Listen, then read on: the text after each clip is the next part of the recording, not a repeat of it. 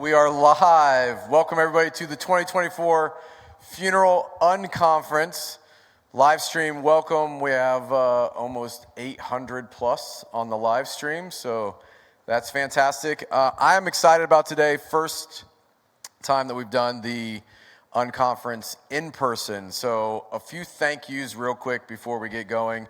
First, I have to thank my wife and my team because none of this would have happened this way. It would have been much different when you came in today without them. So thank you to Kaylee and Shay and Kihryn, Quincy, Josh, Eli, and Jared is back in Ohio and he did all the graphics and video and everything. So thank you to our team.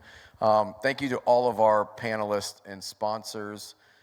You will get to see a lot of them throughout the next 2 days, but they make this happen. The Unconference has been something that has grown every single year, but we've really tried to make it authentic to who Disrupt is as a brand. And because this is a family business, death care is so relational.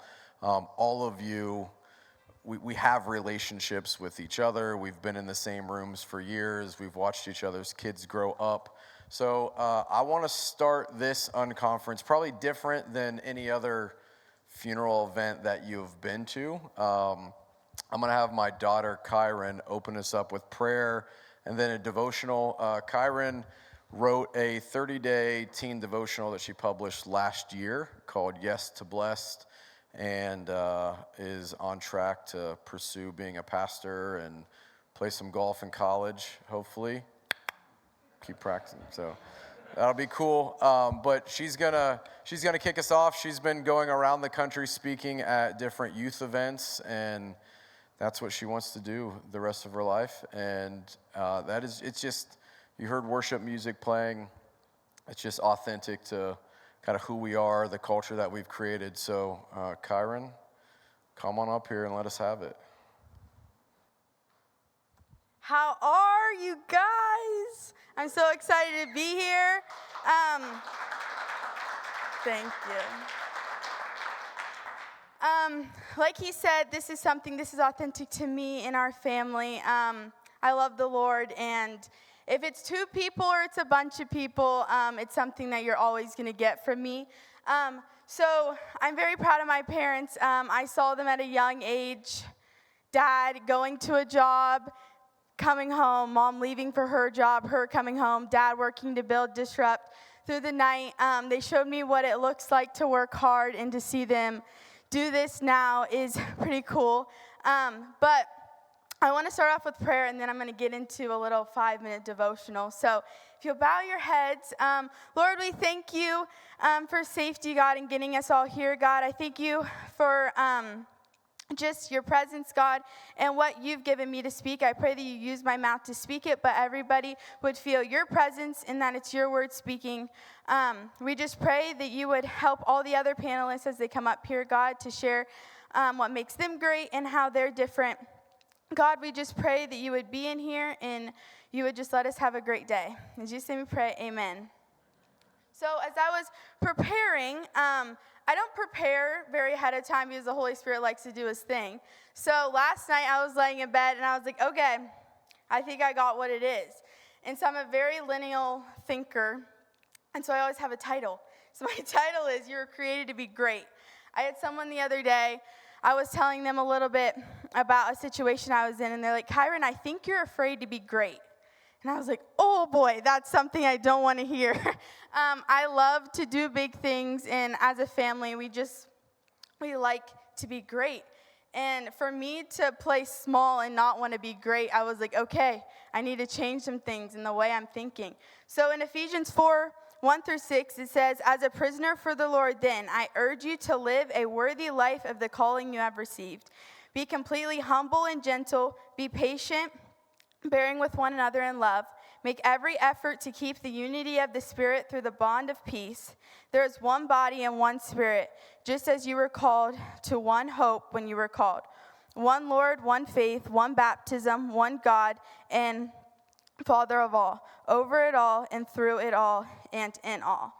And as I was reading that, I was like, how many of us as kids, we were able to dream so big and we thought we were going to be able to do it. Like, I want to be a doctor, and that's what I'm going to do. And you had no doubt that that's what you were going to do. But as we get older, we start to doubt, am I even worthy of the dream I used to have? Am I even worthy of doing what I feel called to do? As I was writing my book and it was ready to be published, there was one night where I was like, actually, I don't think I can publish it. Having all my secrets and deep, dark stuff that I struggled with my whole life being out in the open was really scary to me. And I had to remember that one night when I got the dream laying in bed, that I'm so worthy of the same call that night as it is going out into the open. So I don't know what you're doing in your life or what your biggest dream is right now. I want you to know, even as we get older, we can still dream as big as we were dreaming as a kid. So I have a couple questions, and it was, do you feel like you aren't good enough for the call that God's placed on your life? And are you still dreaming like when you were a kid? Because I know that as I've stepped into the call I had, I still don't feel worthy of it. I'm still working on that. But I know that the call, this is what I'm supposed to be doing. And it's so fulfilling to be able to do what you feel called to do. So I just challenge you to still dream like when you were young and to still know that you're worthy of the dream that you're dreaming. So as I close, I want to pray over you guys, just that God would open up your dreamer again, that you would be able to step into who you even were as a kid, because God wants you to have childlike faith and to still live like you're young and spunky and like to have fun. So let's bow our heads again, and I'll close with prayer. God, I just pray for all of them, God, that you would unleash a new dreamer inside of them, God, that you would unleash a new confidence, God, when they step into their jobs, God. I just pray that you would just unleash a new fire inside of them, God, that they were created to do great things, God, and through you and your help, God, they can do anything that you put inside of them to dream. We just thank you, and we pray that you would help us walk out in our calling every single day. In Jesus' name we pray, amen. Cool. On the lower third in the live stream is a link, and in the chat to Kihryn's book if you want it on Amazon. She also has some if you want her to sign a copy here in person if you would like a copy of her book. Thank you, Kihryn. Oh, you're the man. See her. Thank you. Awesome. All right. So I'm going to bring up Curtis Funk. So Curtis, come on up here. Curtis has been I don't even know, friend. You want to sit? You want to stand? Let's sit. How's it look, Ashlyn, if we sit like this? We good? Let's sit. Curtis has been a friend, a supporter. Tukios has sponsored the unconference since the very first one that we launched in the middle of COVID. Just on a whim in 10 days, I called Curtis and said, hey, I have an idea. He's like, man, let's figure it out. And we got 10 companies together. Most of the panelists that are here today were on that first unconference, I guess 4 years ago. And so I remember when I started connecting directors in 2007, I was working for my father-in-law's burial vault company. And I got a call, like 2008, from Curtis. You had funeralrecording.com. Yes, and was one of the very first sponsors on Connecting Directors, and one of the first younger person that I met in death care and actually connected with. We had lunch the first time at an ICCFA event in San Antonio. So I think that was 2009. Yeah, 2009. I think something interesting about that to me when I think about that day or that show is that Ryan brought his dad along, and when we were at lunch, I was learning about his dad's experience with online education at the time, teaching online. But I think just what we just saw with Kihryn, your family being so involved in Disrupt from day one. Yeah. It's always been there. It's been super cool to see. It has been cool, man. Thank you for that.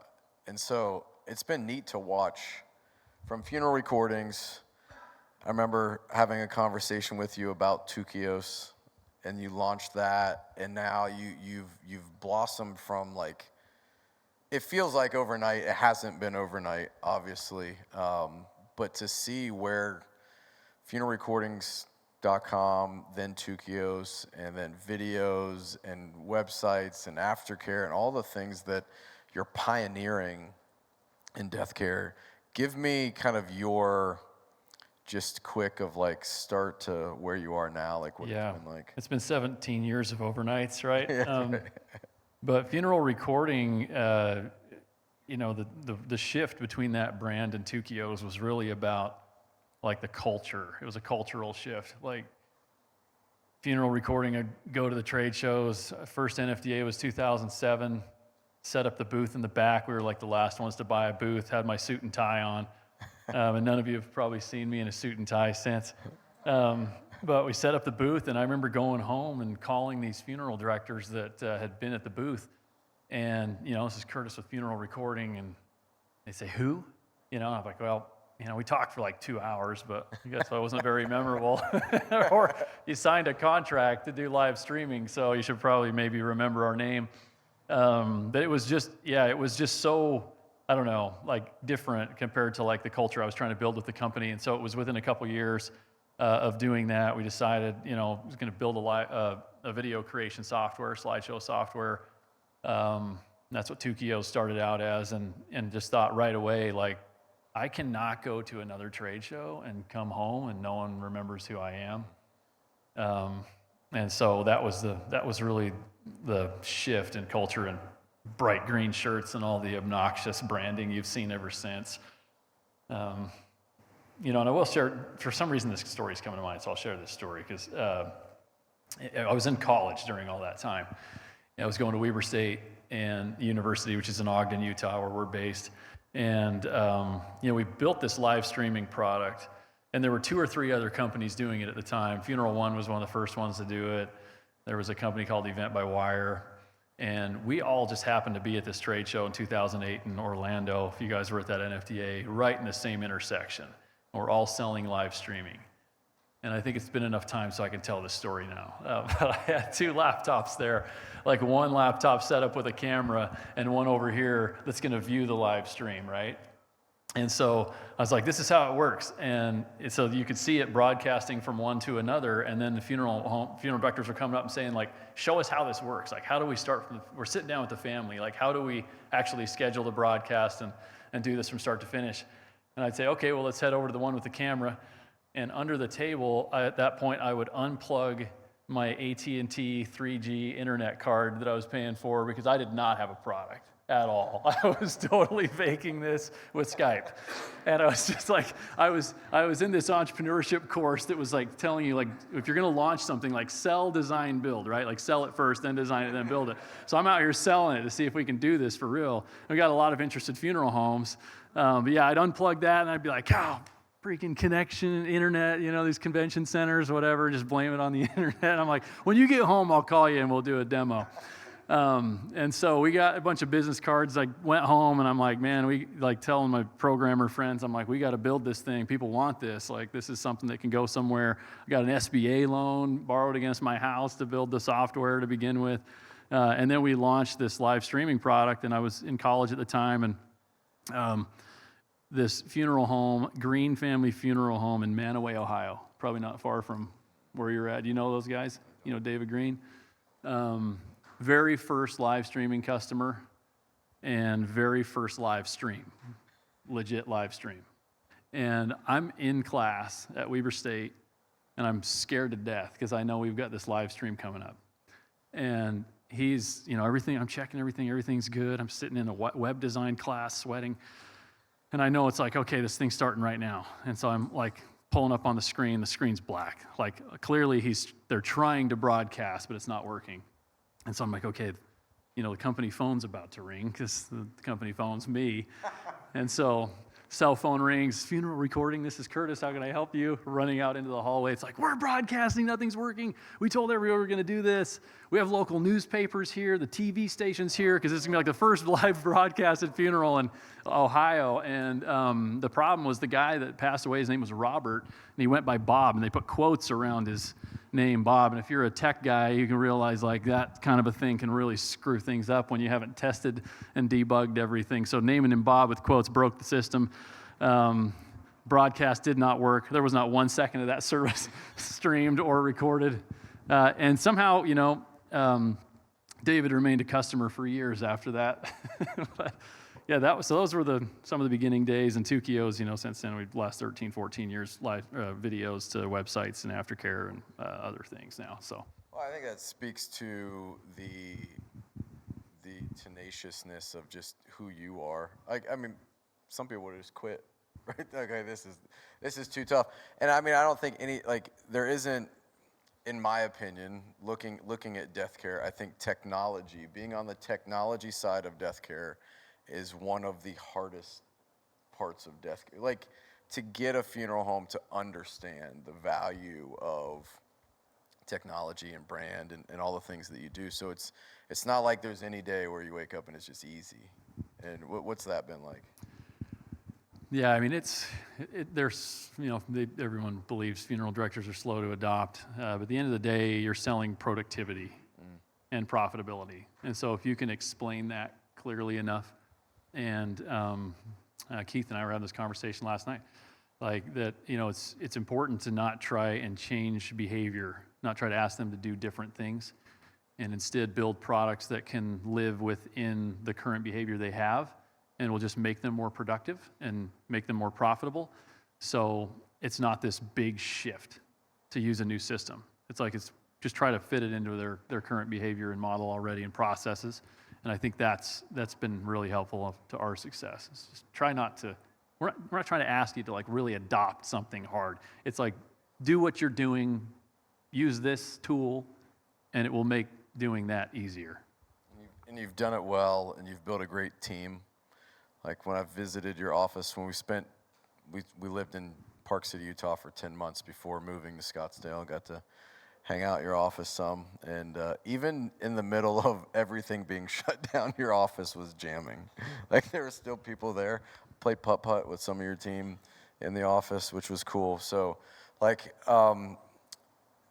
let's talk about like your partnership with the Unconference as the title sponsor for the last 4 years. Why do you hang your hat on some like this event? That's a great question. We try to just be everywhere, and but definitely, like I think this conference it's meant to be different. People think differently, so I think the attendees are hopefully ready to hear something different, and we want to be in the middle of those conversations. And maybe we're not, and the truth is maybe we're not leading with the best ideas sometimes, and that's okay too. But we want to be in the middle of it. Yeah, it's good. Well, thank you for being a part of it. There's one more story I want you to tell of where Tukios came from, the name Tukios. Yeah, I was on a safari ride at Disney World. Where all great ideas come there, with no kids. We were 10 years away from kids. We didn't have any kids yet. We were down there with my wife's family and all their nieces, and we had tons of nieces and nephews. And so we're riding rides, and I'm just sitting here thinking, it's time for this business to pivot. And part of that pivot needs to be that our name needs to change, like everything about like our brand needs to change. And I was just struggling to come up with a name. I already had like some working software. You could already create a tribute video with the product. But yeah, we're stuck on this safari ride. The bus got stuck because some sort of animal walked on the road. And we were next to, and I actually, I've got the picture somewhere. We were next to this tree that just looked like it was dead. Right, it's called a baobab tree. It looks like it's upside down with the roots coming out of the top.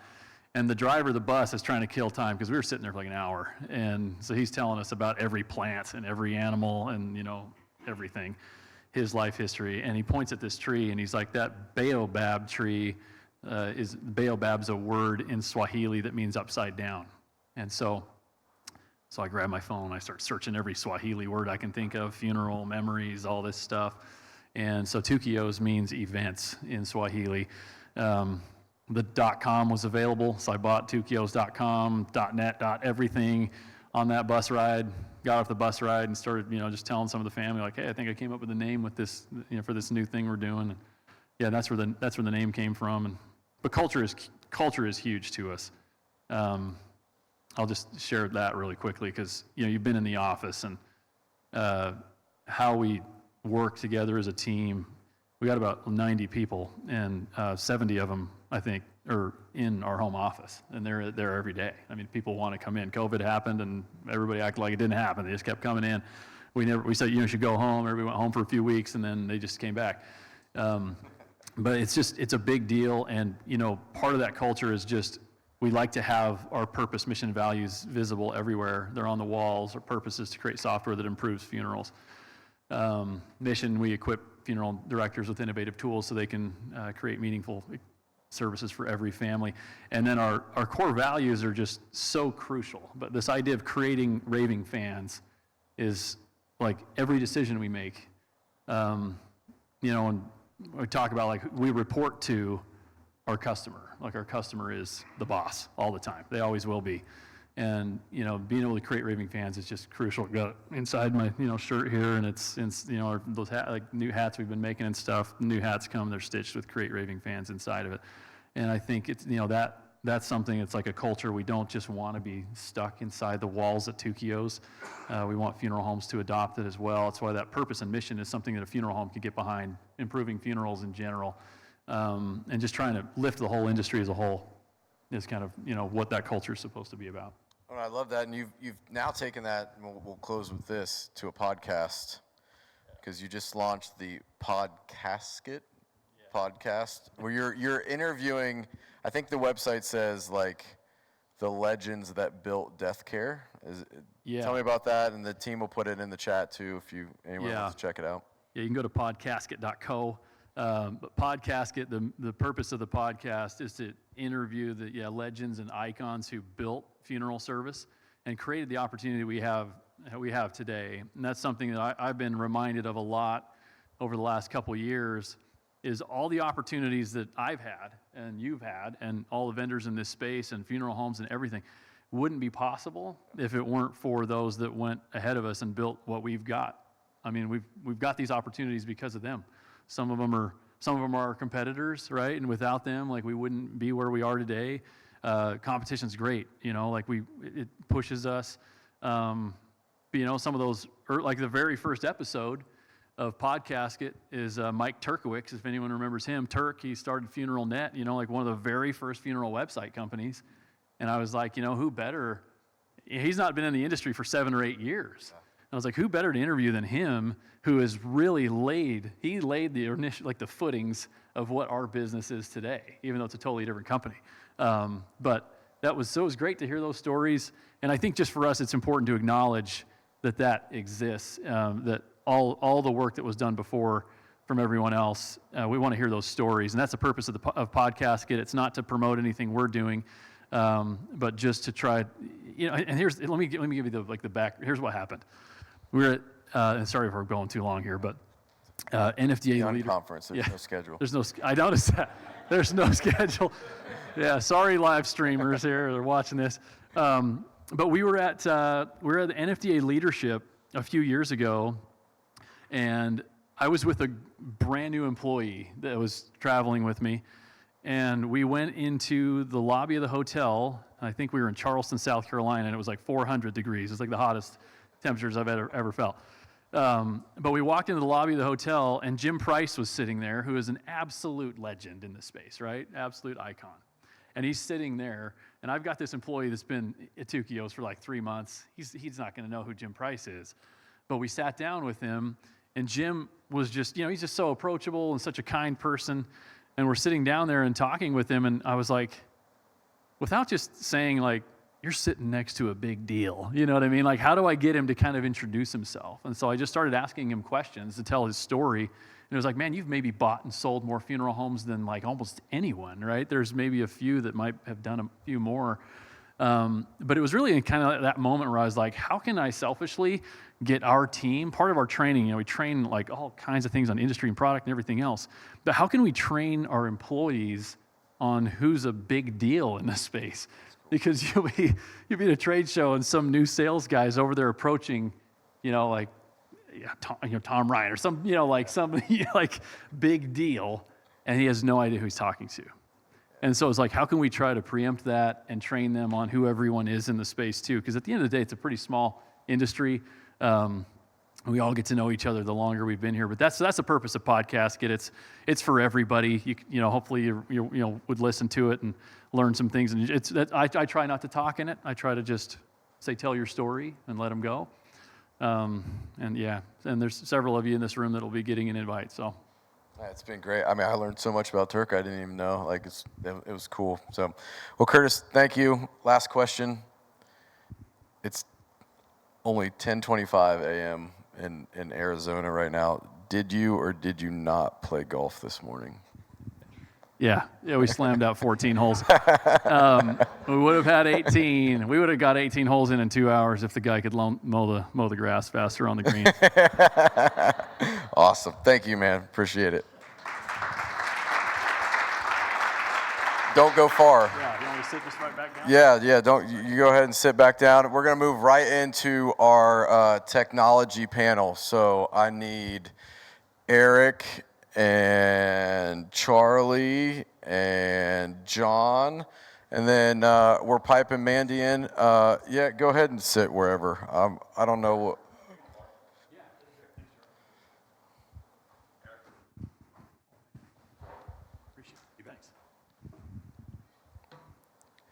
Awesome. And is Mandy on live stream? So we have Mandy with Keeper that is was unable to travel, so she's going to be coming on the live stream side. So look, the goal of the Unconference from day one when we first launched this was to be able to put like-minded companies on panels to have discussions together, and it's something that we don't get in this space. Like, we all are in the same rooms and we go to conferences and we walk around different booths, and if you want to know what one company is doing compared to another company, like it's really hard. And I love when, like, there's a lot of brain power on this panel. There's a lot of ideas, there's a lot of innovations with all of the companies that are involved in this. And so our main goal was, how do we get companies that do the same thing, are like-minded, competitors in a sense, but I think in this space we're so much family that there's no way to possibly not integrate or do something connected with another company that may do something similar. So the format for this, if you've never watched the Unconference before, is each panelist blindly submits 2 questions that they want asked. And magically, somehow, because they are like-minded, these things just flow together. So I'm going to go through, I'll ask each panelist 1 question, and then I'll ask them their second question. At the end of the question asking, they'll be able to comment on each other for a few minutes of just, if there's correlations they can draw together. We are monitoring the chat. So if you've got questions in the chat, please put it in the chat. I will get interrupted. I don't know how I'm going to get interrupted. We haven't really figured that part out yet. Perfect. We'll yell it out. I'll repeat it, and then I'll ask the appropriate person. If you have questions in the room, let's make it happen. Raise your hand, and we will ask those questions. But I was asked earlier I've been asked multiple times over the last month of planning this, what's the time schedule? And the idea of an Unconference, if you Google it or go to YouTube and search Unconference, it's a thing, and it's no schedule. So if you're on the live stream, this may go for 3 hours. It may go for 2. Not this panel, I don't think. Maybe it could. It absolutely could. But if you actually look at what an Unconference is, it's a gathering of people with no agenda. And I attended one in 2013 in Silicon Valley, and it was a digital security conference, but on the back end of that, they had a digital death day Unconference. And there were 200 tech companies represented in a room.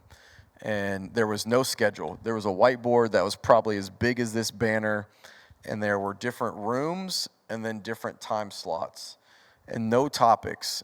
And the conference was completely ran by attendees. So if you wanted to talk about a topic, you went and you wrote your name on the board, what your topic was, what room and what time, and people just bounced around room to room. And it was like an 8-hour event. I'm like, man, I would love to be able to do that in death care, because one of the things as I started attending events and being a part of different events in death care was, well, yeah, I'm not going to go because they're not going to talk about what I want to talk about. Or there wasn't enough of this topic, or there wasn't enough of that topic. And it was like no one could leave that conference and go, well, they didn't get to talk about what I wanted to talk about, because everybody had the opportunity to talk. So I don't know how that would work in death care. So this is the best guess that I have of making it work is we've picked topics, but there's no real agenda. So we're going to have these conversations, and we're going to ask questions and answer questions. And if it goes 40 minutes, great. If it goes 2 hours, if the conversation's good, we'll just keep rolling. So I've got all of your questions here. And so what I'm going to do is the production team kind of has the lay of these, how we laid them out in no particular order.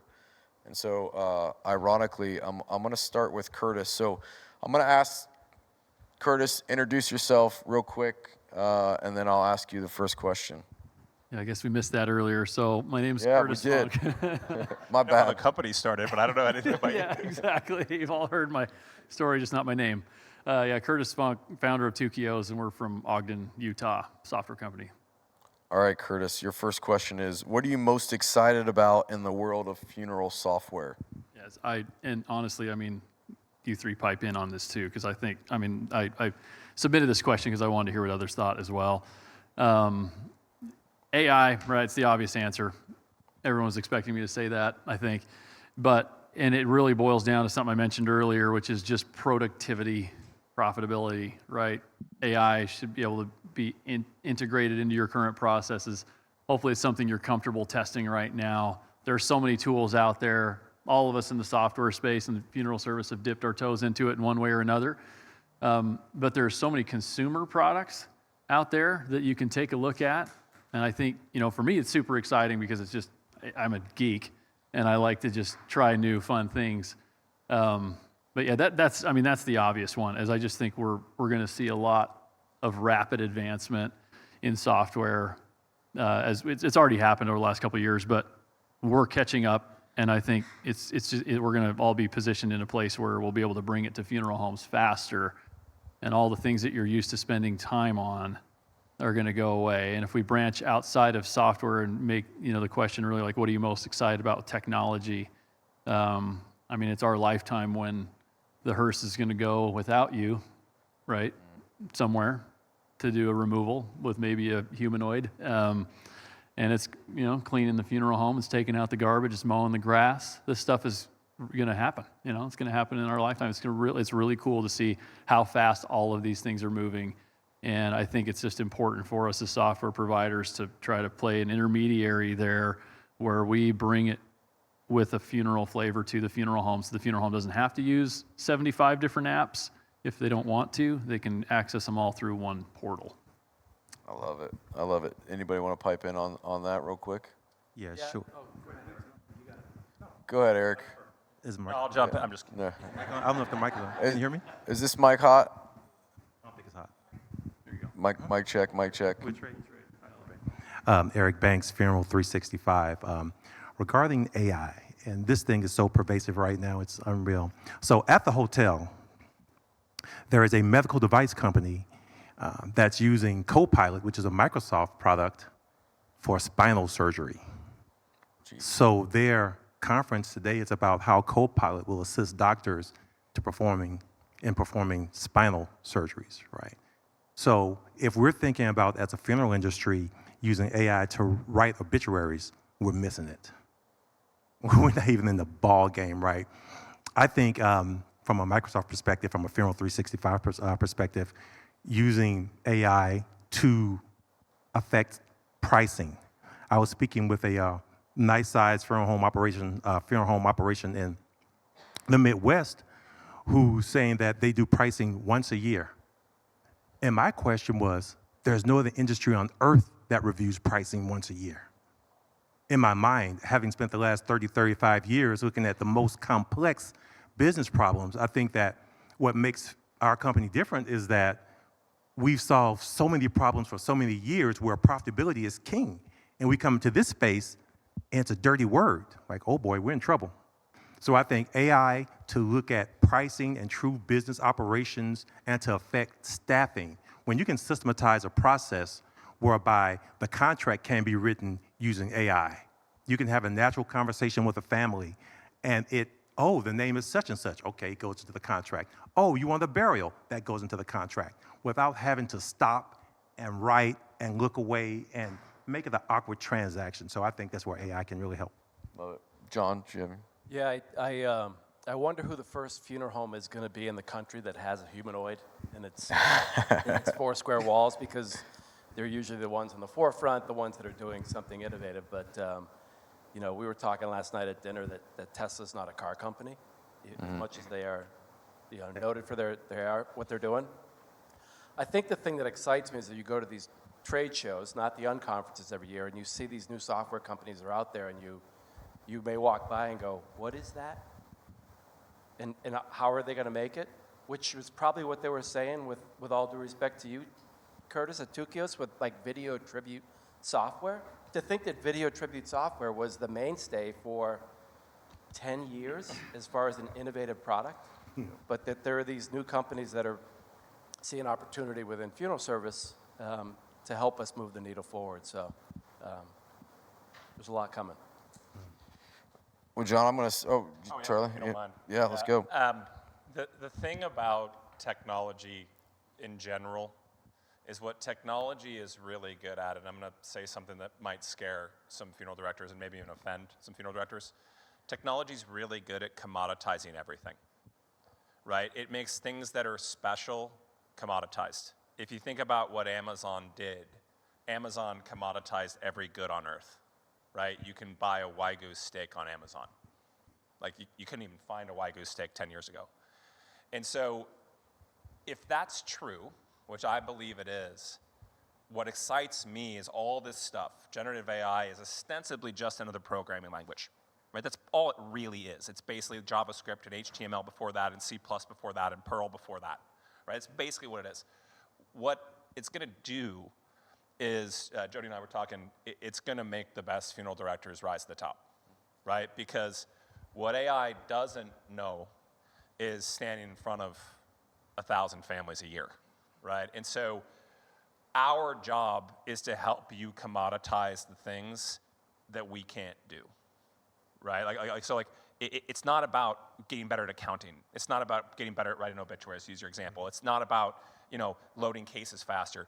All we want to do, and I think everybody on this panel, is be invisible, right? Like, if anybody in this panel does their job properly, we're invisible, and it allows you to spend more time with your families. And that's really kind of our mission. Oh yeah, by the way, I'm Charlie from Tribute. I left that part out.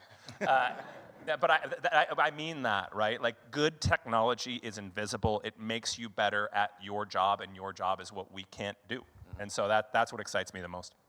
I love it. I love it. And tomorrow, we're going to dive a little bit deeper on AI with a funeral director that I'm going to interview tomorrow afternoon, Antonio Green from James H. Cole Home for Funerals in Detroit.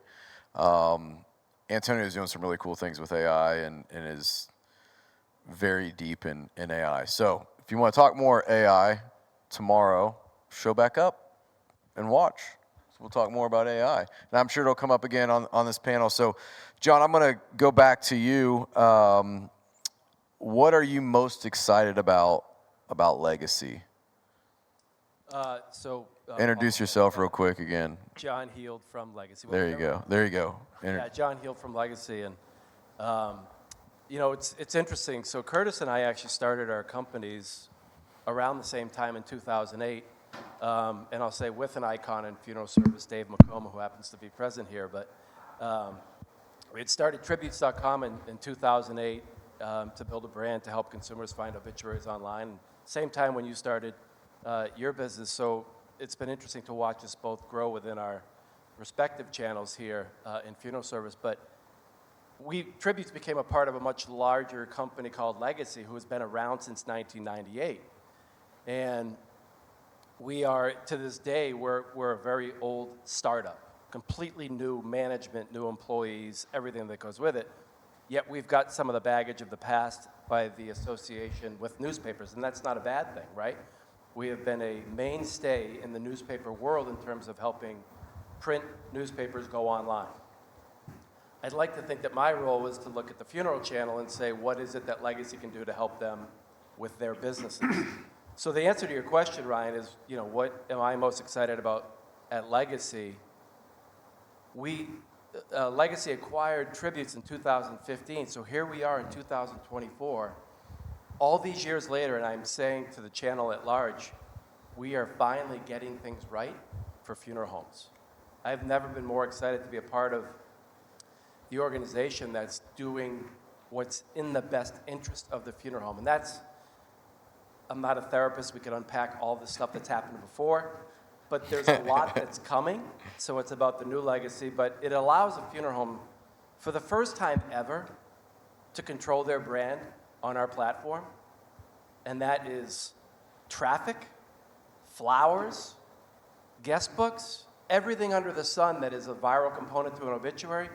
Funeral directors for the first time can own it, which there's been some challenges and conversations in the past as to what happens when they're at Legacy, but completely new model, turned upside down, and I'm fortunate to be a part of it, and excited to start to tell the world what's happening at Legacy. So, I love it. Well, John, thanks for being here.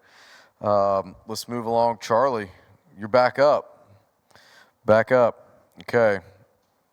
On our last podcast together, so you and I have, it's been cool. Like you like a bromance. We'll talk about this a little bit later. I'm going to do a one-on-one with you, but you've kind of been in death care for a little over a year now, and we met right off the bat. But on our last podcast together, we made a joke that it was the rare occasion that Tribute was selling a business, because we had you and Jamie from C&J on, and C&J acquired the funding, Tribute funding. And so we made the joke it was a rare occasion you were selling a business instead of buying a business, because Tribute's been on a buying spree. But what's the strategy when it comes to acquisitions for Tribute moving forward? So, hey, everybody. I'm Charlie from Tribute. Ryan alluded to the fact that I'm probably the newest guy in death care in this room. I had never worked in death care until March of last year.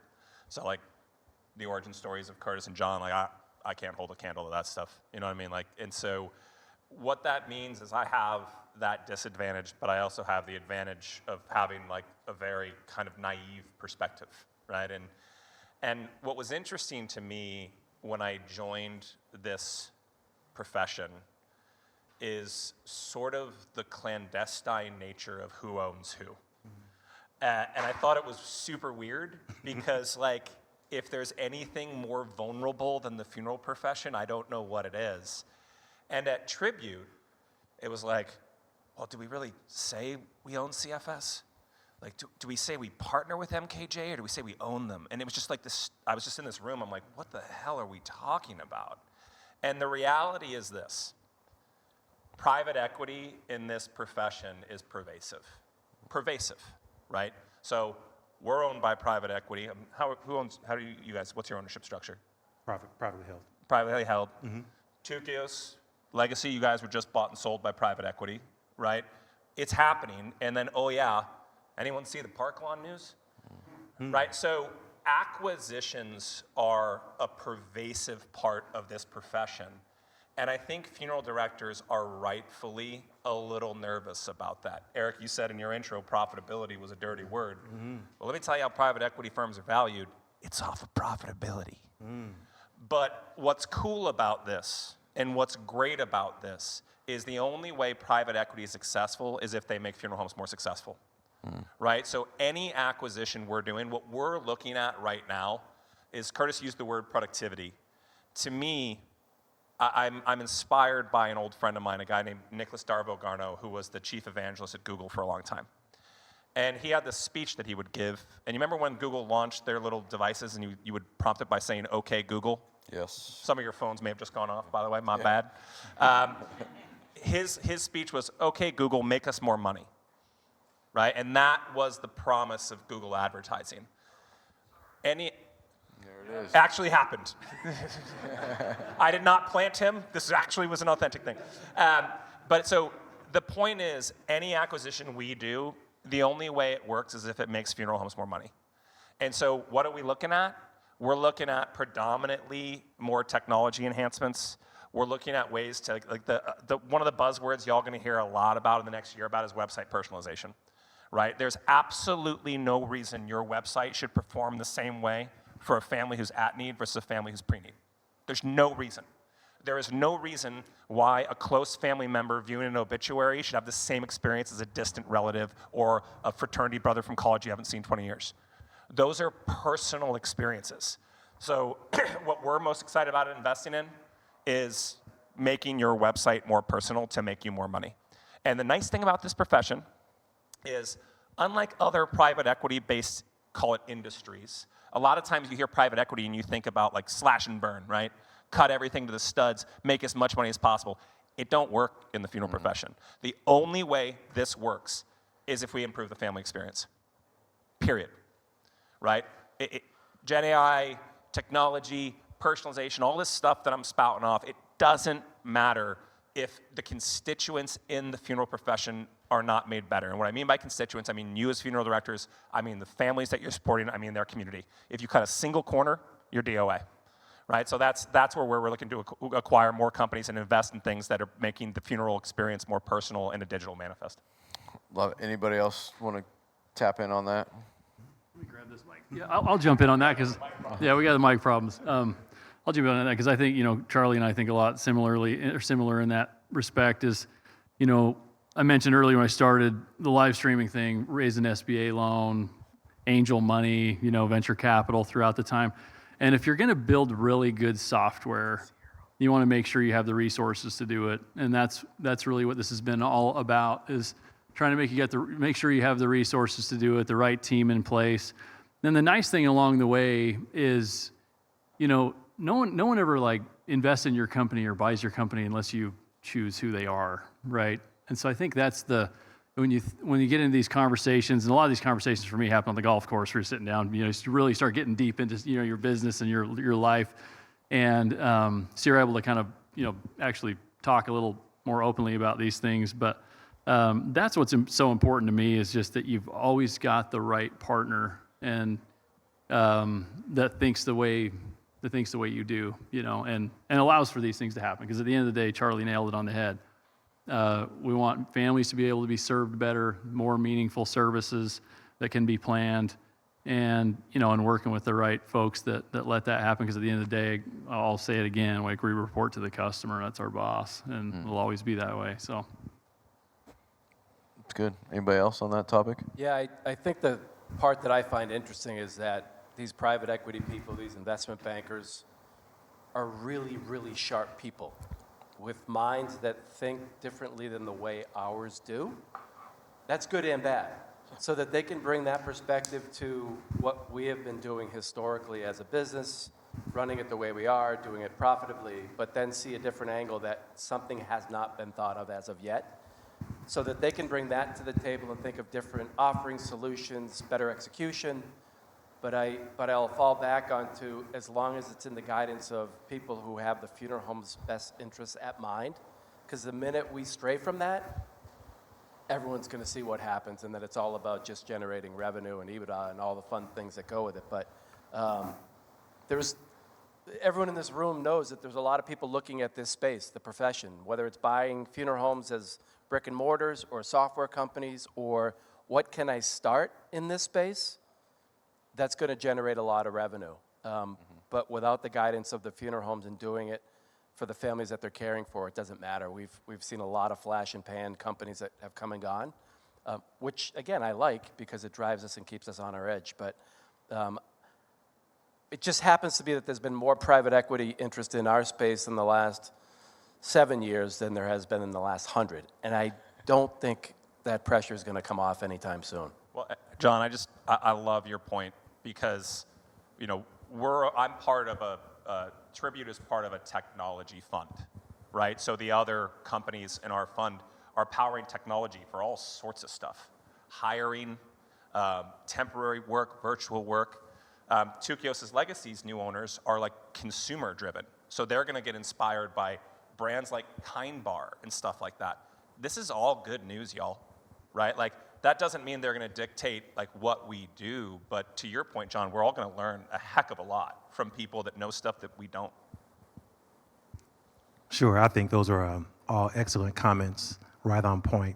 What I'd like to add is I had a great conversation with Chris Kruger of the Foresight companies earlier today, and he said something that I've been thinking also as a newbie to the industry. You have me by a month. Not the newest guy in the room. You're not the newest guy in the room.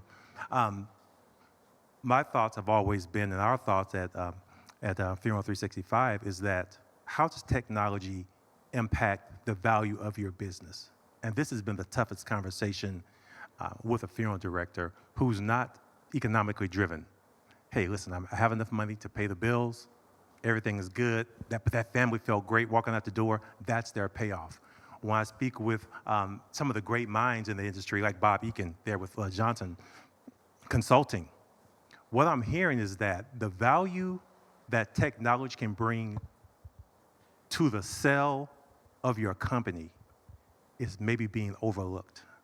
Your ability to prove your financials quickly, to have the right data, to know what the true cost of delivering a service is, right? So when I look at a balance sheet, if we talk cash flow management, right? Don't want to get too far into economics, but if I talk about cash flow management, there's two sides of the equation. On the left side is CRI. It's cash in the bank, receivables, and inventory.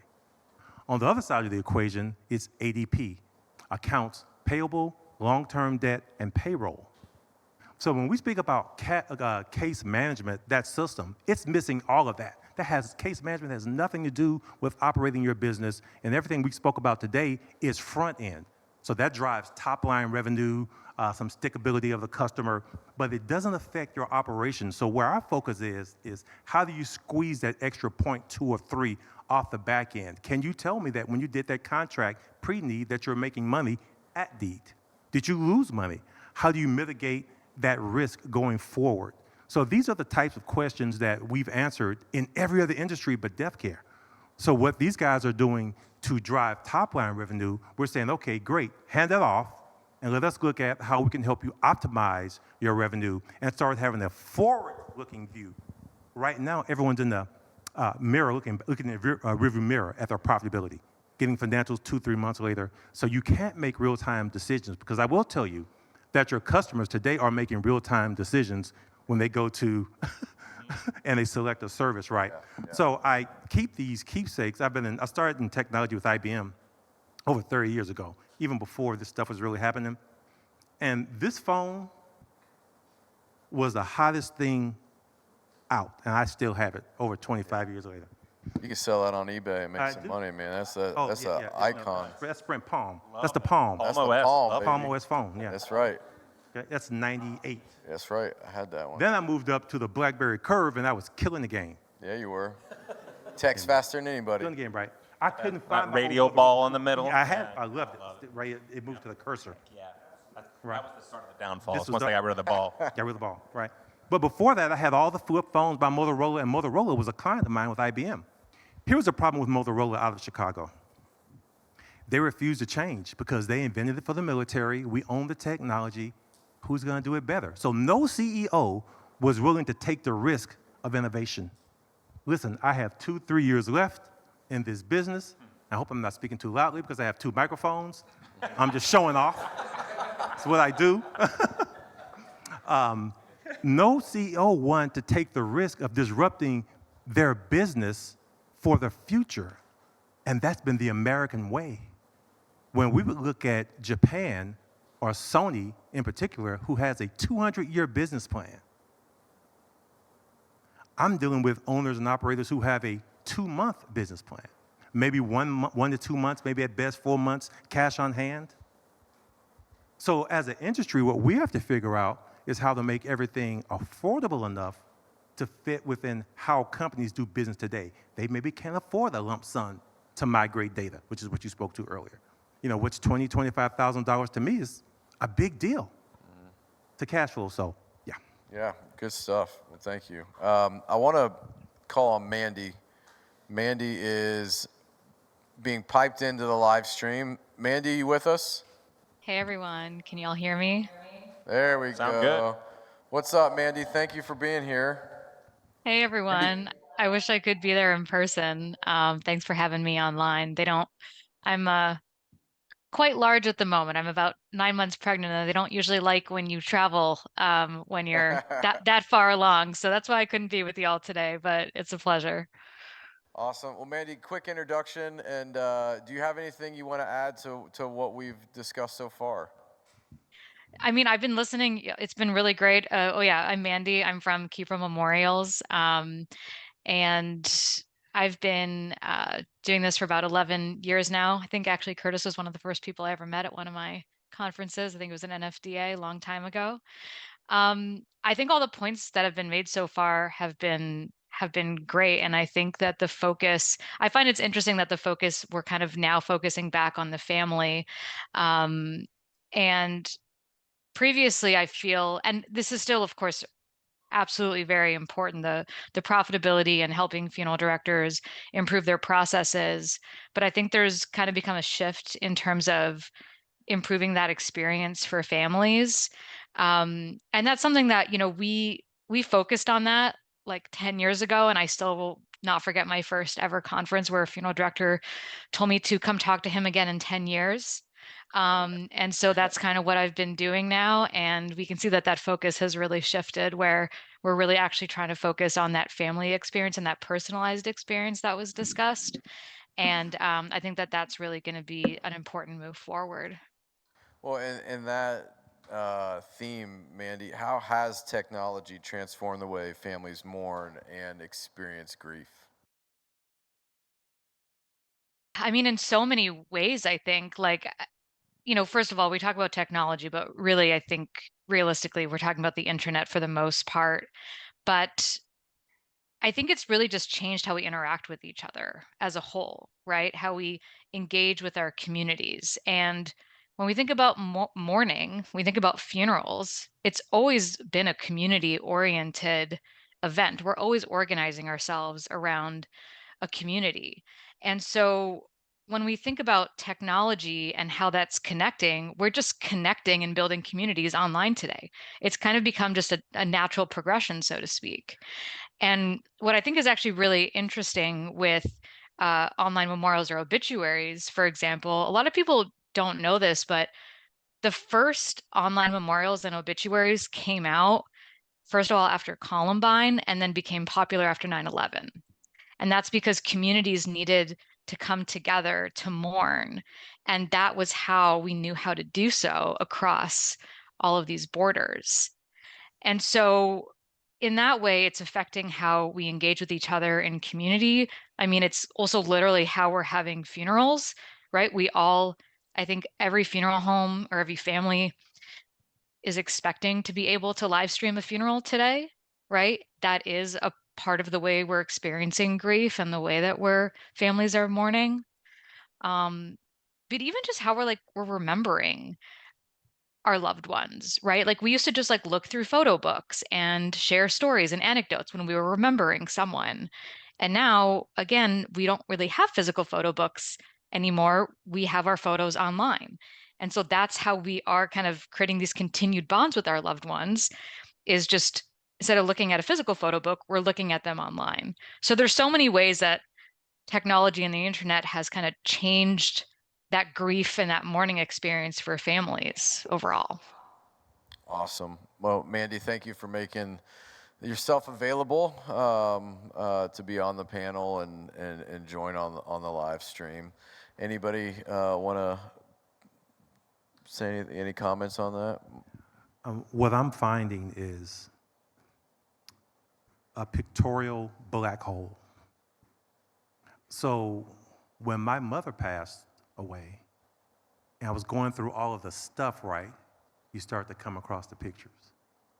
So I found a photo that I had never seen, first time, of her mother. I had never seen a picture of my grandmother. Okay? The other part of that is I only have one picture with either of my parents in my life. So the importance of what you're doing in the digital space goes well beyond, because there are no more photo walls. My son lives in Korea. So he's not there to see the pictures at grandma's or his dad's house. So hopefully they make it to the cloud. Right now they're just stuck in the phone. Worst case, on a VHS or a disc. So Betamax. So that's kind of the fear. Where will the industry working to organize this information so it can be shared for generations to come, I think is very necessary. Technology is really good at handling the asynchronous, and boy, oh boy, is a funeral asynchronous. And what I mean by that is, so I've told this story a couple of times. I feel like I tell it too much. I started March 2023. My dad passed September 1st, 2022. And so it was all very, very still visceral. You know what I mean? It was still right in my face. And we were actually just at a leadership offsite in Chicago last week, and I pulled up the email thread of planning my dad's funeral. And what you realize, and what I mean by asynchronous, is initially, for the family, a funeral is logistics, right? You're just doing stuff, and they're asking you questions about what urn you want and how many death certificates do you need, and you're doing estate closing. You're just doing all this logistics. And what's happening around the family at the time is the community is actually getting to grieve in a more pure way, because they're not like just suffocated by these logistics. And so the next thing you know, you do the funeral, and all of a sudden, the close family, the people that planned the funeral, gets to start to grieve, right? And so what technology is really good at is letting everybody involved in this process move at their own asynchronous rate, right? And so when you talk about photos, right, I went through my mom and dad's photos. I used a service called Photo Panda to digitize, I think it was something like 2,800 photos. I did that 9 months after my dad passed away. Is that tribute acquisition? No. Maybe, no, maybe now. No. But my point is this, is that I think that's what technology is really good at, is it allows every single individual to have their own pace. And that's really easier said than done. To kind of add to that, if I may, if y'all can still hear me. Yes. I think that's really interesting. So something that Keeper's a little unique in that we actually started as a direct to consumer platform. And then we joined, working directly with funeral providers and cemetery providers a couple of years after our founding. And now we have two sides of that business. So on the funeral home side, of course, families are needing the obituary pages immediately after their loved one's passing to help coordinate the service and make it essentially as a death notice. But what we notice on Keeper, on our direct-to-consumer side, because our app is more than just kind of a basic obituary page, it's like a whole life storytelling place. It becomes almost like a Dropbox. We have a lot of families, which may surprise people, that will sign up with us 2 years after their loved one's passing. It will take them a long time to have that space for themselves to be like, okay, I'm now ready to put this together. And so that's where I see opportunity also for funeral homes to not just be engaging with families online right at that time of passing and then the family drops off after a month. There's opportunity to continually engage with your families by giving them the right tools that they need to then continue to process that grief, right? And so that's just some interesting anecdote. A lot of families we work with, really, it takes them a while to get there, and that's totally okay, I think, as well. Yes. Thank you, Mandy. It's all good. I like this back and forth ping pong. Eric, I'm going back to you with your question. How can funeral home operators provide better service to families while reducing the effects of those grave-robbing business challenges such as staff shortages, operational costs, regulatory compliance, shrinking average revenue per service, and profits? Whew. Yeah, Can you that's say a that long again? one, man. I missed Why'd part you of that. type that all out like that? That's crazy. AI. I thought you were going to say that's a good question, then I realized you wrote it. AI, right? It's terrible. Listen, growing up in a family business, my family was in the funeral business, and just seeing the struggle, making the ends meet. Are we going to pay the light bill or the heat bill? Right? Just really entrepreneurial, community-based business issues. And I think what happens is sometimes the funeral industry is really good at bringing in people that are compassionate and caring and concerned and empathetic, but not necessarily good fiduciaries or good stewards on the financial side, right? So we're at this inflection point where you're gonna have to get good at it really fast, right? Or you're either this divergence, right? Either you're gonna kind of stay small and eventually wither away because your kids don't really want to go into the business, or you may do okay for a while, but the larger consolidators are coming, and they're coming strong, fast. So I think the opportunity for those who are not on the consolidator side, there are two benefits. One benefit is that they get to do what they're already doing, just better, easier, more profitably. You can actually see where you're going and what you're doing with your business. I think right now, too many companies are flying blind. And we experienced this in manufacturing, aerospace, and some other industries 20, 25 years ago. But Y2K changed everything, right? Y2K was the impending event that forced everyone to modernize. I think the consolidators now, the C word, is forcing that change. You have to be at a point where the best technology in your business can't be your cell phone. Every funeral counselor I see has the iPhone 15, $1,000 device, $1,500 device. But there are other systems that really pays the bills. It's antiquated. It's just odd to me. So I think as technologists and as companies that seek to enable change, we really have to help them understand and put it in layman's terms where they can understand that when I write a contract, what profitability should I expect? Or if I'm looking at two family counselors, why does this counselor consistently make 12% more or 30% more than this counselor? Oh, this counselor spends an extra 45 minutes. So can I start to draw correlations? And that's when we're talking about using data beyond just front-end revenue generation, right? Revenue gen is sexy.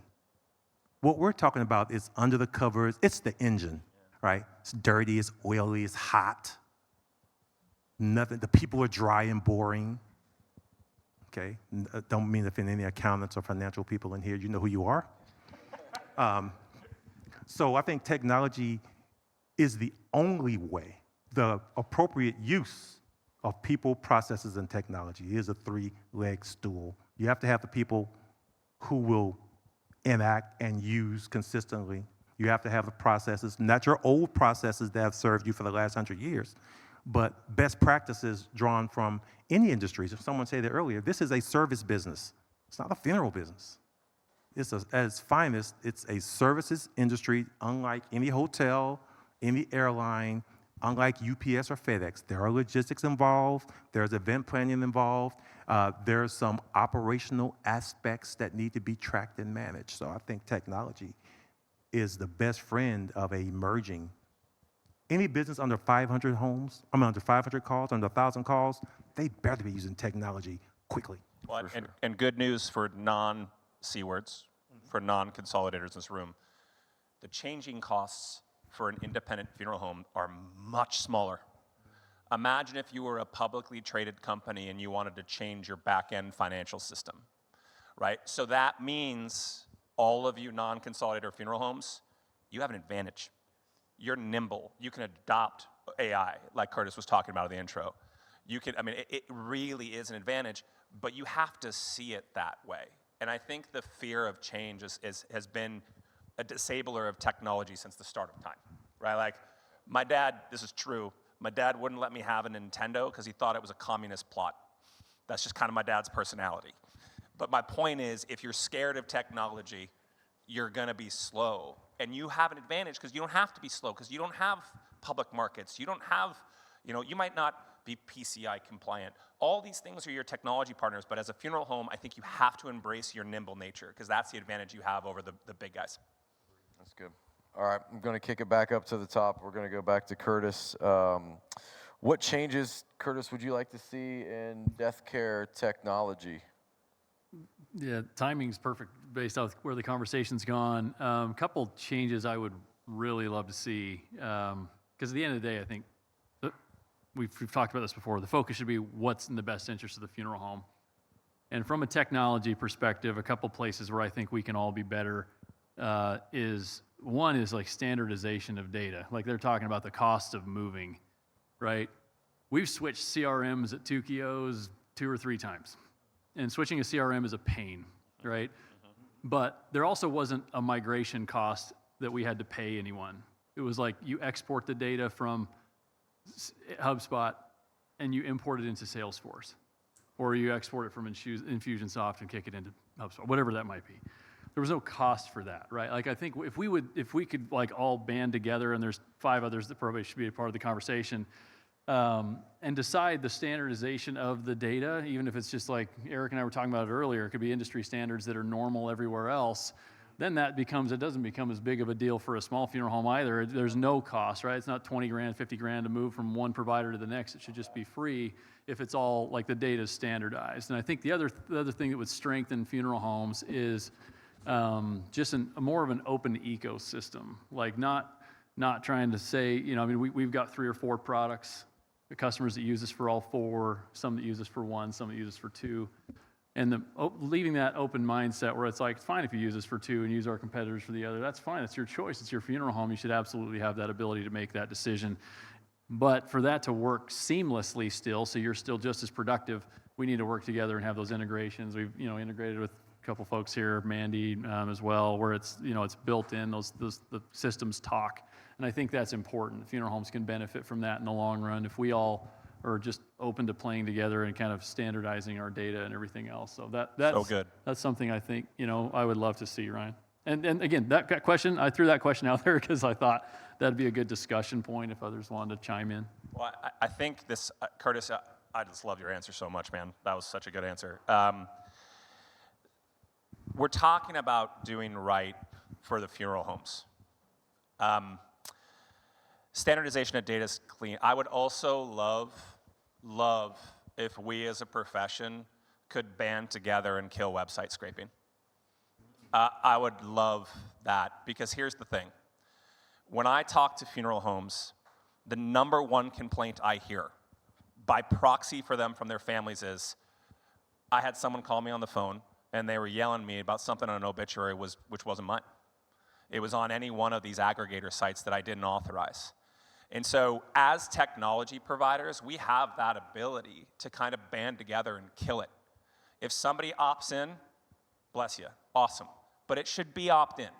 It should be not opt-out. Because I think as technology providers, it's another one of these things that it just drives me crazy as the new guy. Not quite as new as you, Eric. But as the new guy, it just drives me nuts that we are technology providers that are compromising the family's experience. Like, what are we talking about? And so I think that's another place. Like Curtis is talking about, like, banding together.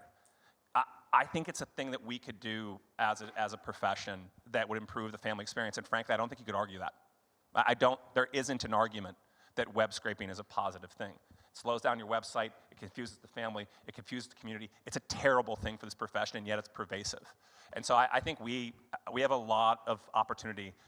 Curtis's point about data standardization, all it takes is us holding hands, right? And so I think we could hold hands in a lot of ways to kind of improve the family experience. So, yeah, I'll chime in on the. What do you mean too soon? Just met you. We've known each other digitally a long time, though. Yeah, that's right. Go ahead, Curtis. No, I was just say I think this is a good point, and I think just like clarity behind it all too, because just transparency. Right? Yeah, transparency. I mean, and John will speak to Legacy's point on this, because Legacy in some ways is known as an OBIT aggregator, and John's got some clarification and some really great news as well on that. When it comes to data, like Tukios website provider, we've never handed over an obituary to anyone voluntarily without the funeral home opting in. There is no opt-out. It's only opt-in.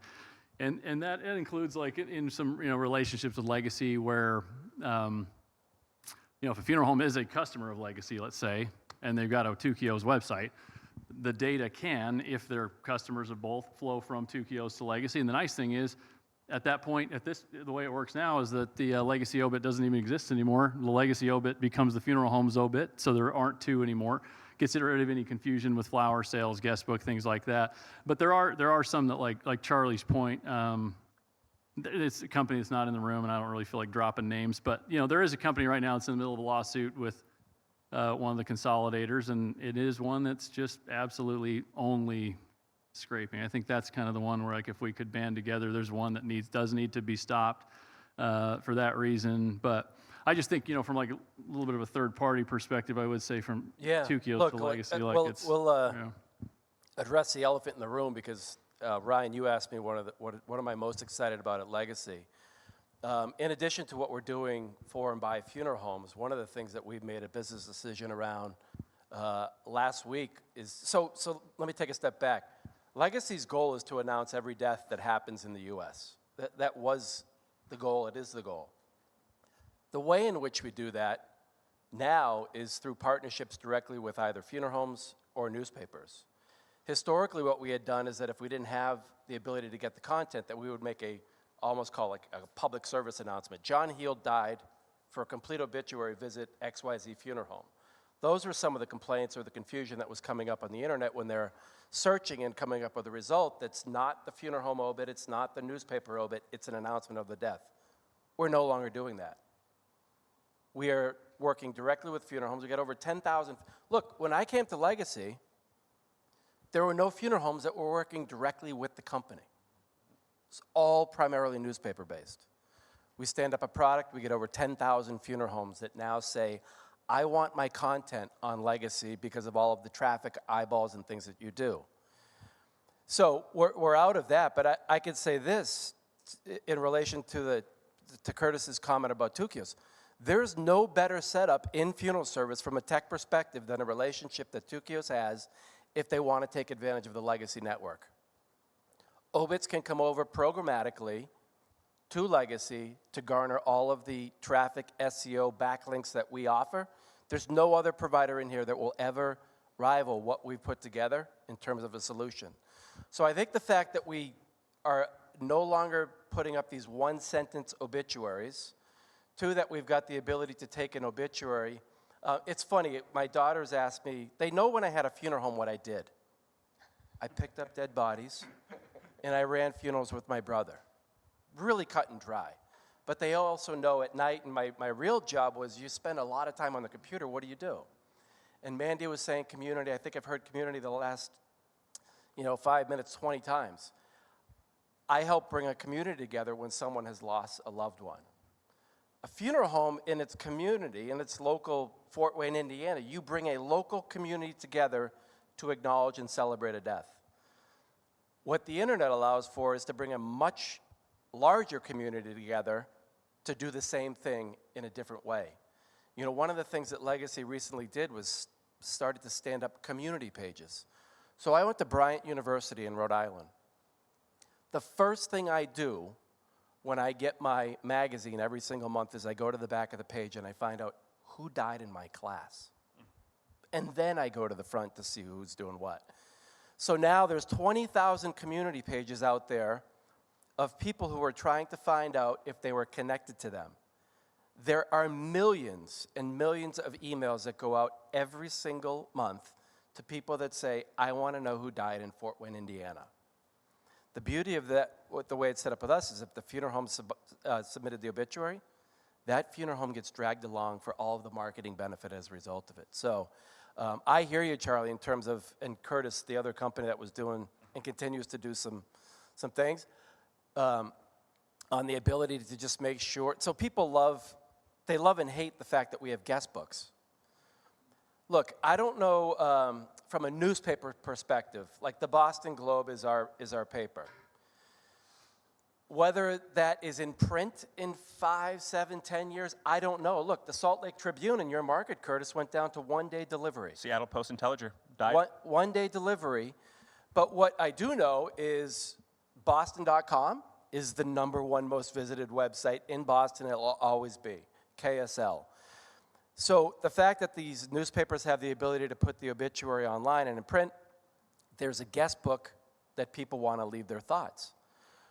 And they say, there's the confusion that comes in, I left the guest book entry. Well, you're at the, we want to, Legacy wants to take that condolence and give it back to the funeral home website so that it's on the same obituary, so that there's this cross-pollination, synchronization. We'll do it.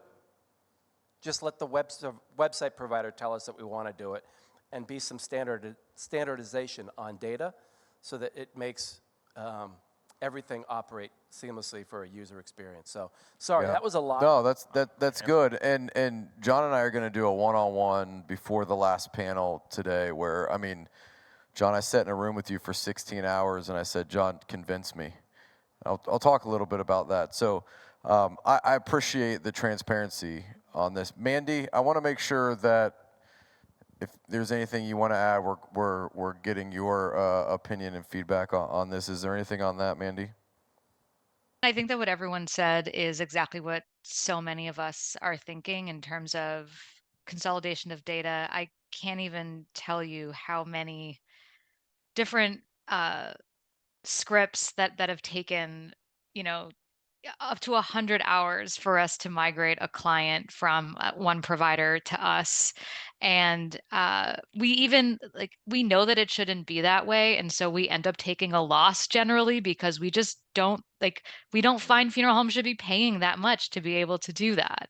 So absolutely, if we could work together and create some sort of a technology group where we can actually make it so much more straightforward. Someone in the chat that you all can't see was like, it would be really cool to have like a Zapier for the funeral, technology space. Like that would be amazing.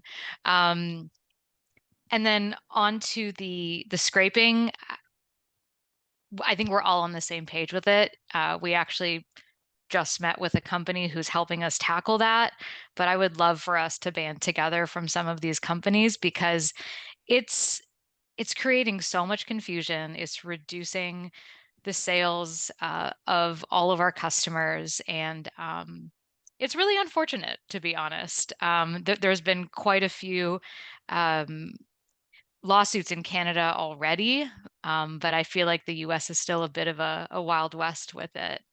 But yeah, overall, I totally agree. Just for us to just work more together, and hopefully everyone who's on this call is now seeing this as they're all going to hold us to it. So now, we actually have to get together and do something, I think. Good. Eric, do you have something real quick?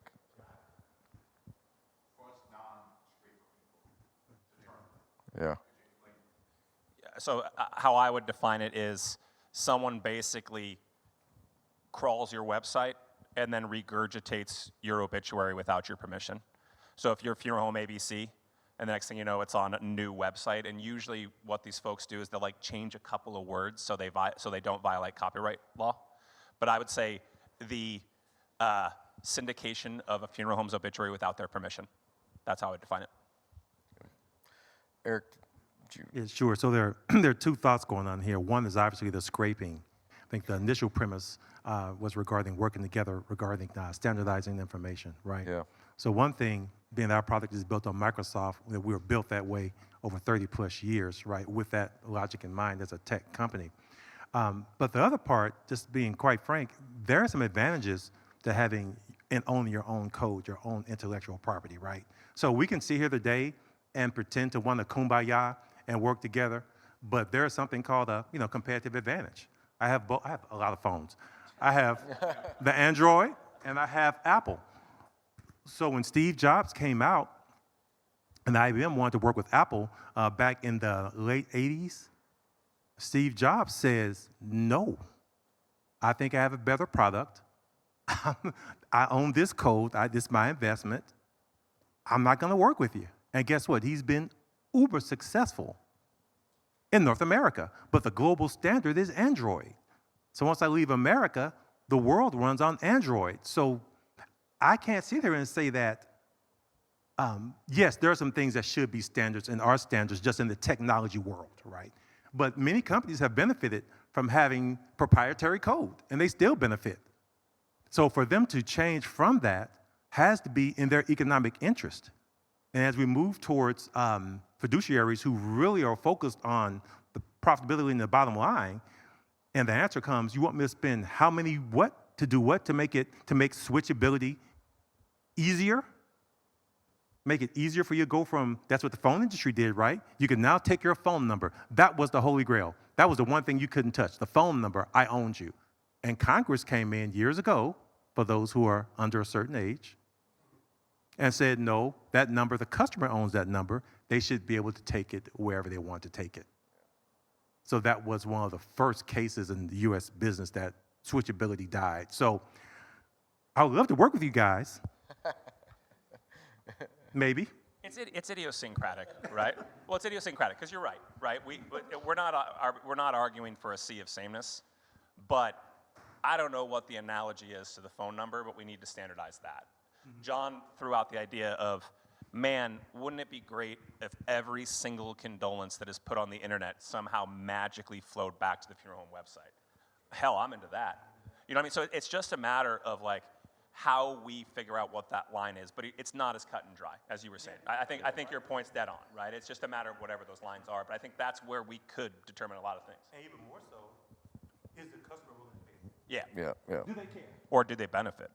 Yeah. Good point. And just really quickly on that, something that we found, it might be more on the cemetery side, to be honest, but we have found that there are partners that essentially they do try to hold the client's data hostage. And I think that that is something that needs to change.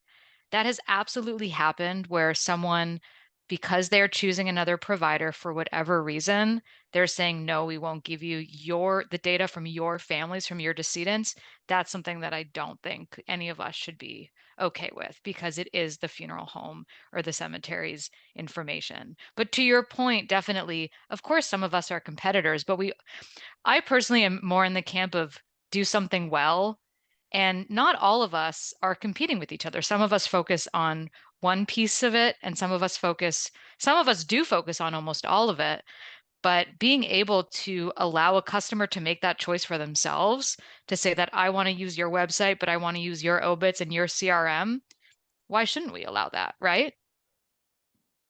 Yeah, and that was really my point of the question to begin with, is those. And if we're to say, what is the analogy? What is the phone number? The phone number is your domain name, and the phone number is your email. Yeah. Those are the phone numbers. So own your domain name. If you don't have them, ask for them. We give them away freely because it doesn't belong to us. We do register probably half of them because the funeral homes have asked us to.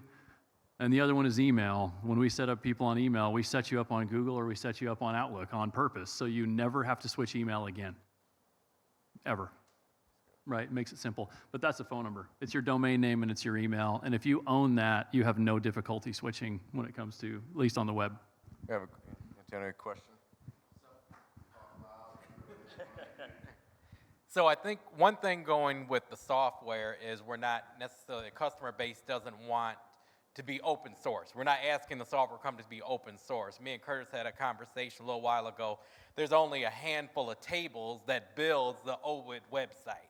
So same with software. That's the same thing across all the different softwares that funeral homes have to have. So we're not asking it to be open source where you open it up. You can still have IP and proprietary things and your secret sauce, but to be able to streamline those common things that every software has to have can be done. Yeah, export should be easy. What are you willing to pay for? Hey, we did it. Our whole system's exportable right from the settings. Any user can do it. Right? It took us an hour. I mean, you guys know that's easy. The reason we would have chosen not to do it is it makes it harder to leave. But we don't ask anyone for contracts. This goes back to the culture, and I think this is how we lift the industry as a whole. Is like, if you're make it easy to leave, so you're accountable to the customer. Like I said, I report to the customer. That's my boss, right? if you're accountable to them, if there's no contract and they can leave any day, there is so much pressure to perform every day and to make sure your product's so good that they don't want to leave it, right? And I think that's, that's why you make this stuff easy accessible, is it puts the pressure on us. This is good. This is good. Thank you. Thank you. John, all right, so we talked extensively at the beginning of the year. I got to learn the ins and outs of Legacy Pro, which is impressive, and we'll talk about that here in a little bit. But how is this different than the new Legacy Pro, different than the free Legacy Pro or Legacy that's been available? Yeah, so I started out a little while ago in saying that I've never been more excited because I think we're finally doing what's right for funeral homes. So, look, Legacy has a lot of eyeballs every single month coming to look at obits and funeral homes. 45 million monthly unique visitors. It makes us fairly sizable. But it doesn't matter if what we're doing isn't beneficial, in my opinion, to either the funeral homes that are supplying us with the data or the users who are trying to find that obituary in some sort of way. So we, a couple of years ago, we got a lot of inquiries from funeral homes that said, my family wants to have their obit on Legacy, but they don't want to pay the $900 to have the print obit in the newspaper. And for years, we said the only way that you could do this is to get the print obit. That's just how Legacy was wired. So we made a business decision to allow funeral directors to work directly with us so that they could have their content put onto our website so that more people can find their name, get to their website, hopefully get to the funeral, right? So we stood it up 100% free, no charge whatsoever. We'll do all the work. You don't have to use our tool to post the obit. It'll come onto Legacy, and then we'll report out the traffic monthly. Fast forward, we've got 10,000 funeral homes that said, I want to be a part, that are in Legacy Pro, and their content is on our website. But we looked at it and said, there's got to be something more in terms of value that we can bring to the funeral home. And there was still challenges and conversations and objections around, you steal my traffic and you sell flowers when you do. Those should be my flower sales. So fast forward and just boil it down a little bit quick. We went, first of all, we will turn over 100% of the flower sales on Legacy to go to the store at the funeral home website. I don't care who your website provider is. We are website agnostic. If you are a part of the Legacy Pro business tier solution, someone is at Legacy and they hit send flowers, they are now at the funeral home's website buying flowers. That's never happened before. Or if you have a preferred florist, tell us who the preferred florist is, they will get 100% of the flower sales. Send them there. Traffic. We went from having 3 backlinks available, and I'm going to get techie, but 3 backlinks available on our partnership in Legacy Pro Free to over 26. We went from, and we're fortunate to be able to test this within the Tukios environment, but I've always said to the group at Legacy, if we can become a #1 or a top referral engine to funeral home websites, a lot of the conversation starts to change. So in a 2-week time frame with our backlink change, we went from 15th, which is in the bottom of nowhere, to 7th behind Google, organic, 3 Facebook, and Bing. That's pretty good, and we're going to get better and better. So we have driven traffic overnight. We're allowing funeral homes to control the e-commerce solution. The guest books will redirect to the guest book at the funeral home website. We'll do lead generation, so depending on, because we have traffic, if someone wants to learn more about at-need or pre-need, we've got a module that lets them click in and go to a funnel and get them over to the third-party partner, whether it be the insurance company or the marketer. And then lastly, we're going to give you a report to look at the analytics. And whether you understand it or not, or you can get it to someone, it is clear as day that with the change made from Legacy Pro Business to free, that what we are doing as a company is something you want to be a part of. I'm not necessarily sure that I could have said that when I started at Legacy in 2015. 9 years later, we're here, and there's nothing that can given the traffic that we have, that you can put up against us that will be more beneficial to help get people to your website. that's all we want to do, and we can do it. So I appreciate that transparency. We weren't here 9 years ago, but we're here now. Thanks for that. And if you want to learn more about Legacy Pro, there's a free handout that is going to be dropped in the chat. There's a link you can download more about that. And I'm going to move forward. Next question. Let's go, Charlie. How do you balance the need for short-term incremental improvements and long-term innovation within the technology lens? I think this is a really fun question. It's sort of like Curtis. This is sort of a plant, right? I kind of wanted to hear what everybody else was going to say.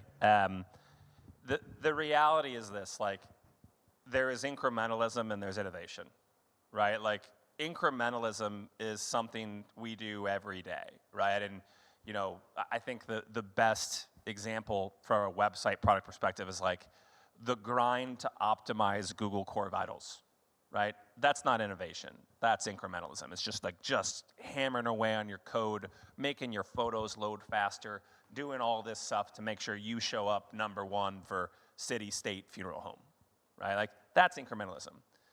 Innovation is like a quantum leap that actually changes the way you think about technology. And so for us, our company goal is once a quarter, we want to launch a true innovation, right? It isn't about selling another 0.1 flower sales per obit. It isn't about going Google Core Vitals from 50 to 52. And so that's how we think about it, right? We think about true innovation as something that's just like, that's new. And I think as a company, it's really easy to get caught on an incrementalism gerbil wheel, right? Where you're just kind of like chipping away at stuff, but you're not really benefiting the profession, right? You're making things better, but you're not changing things.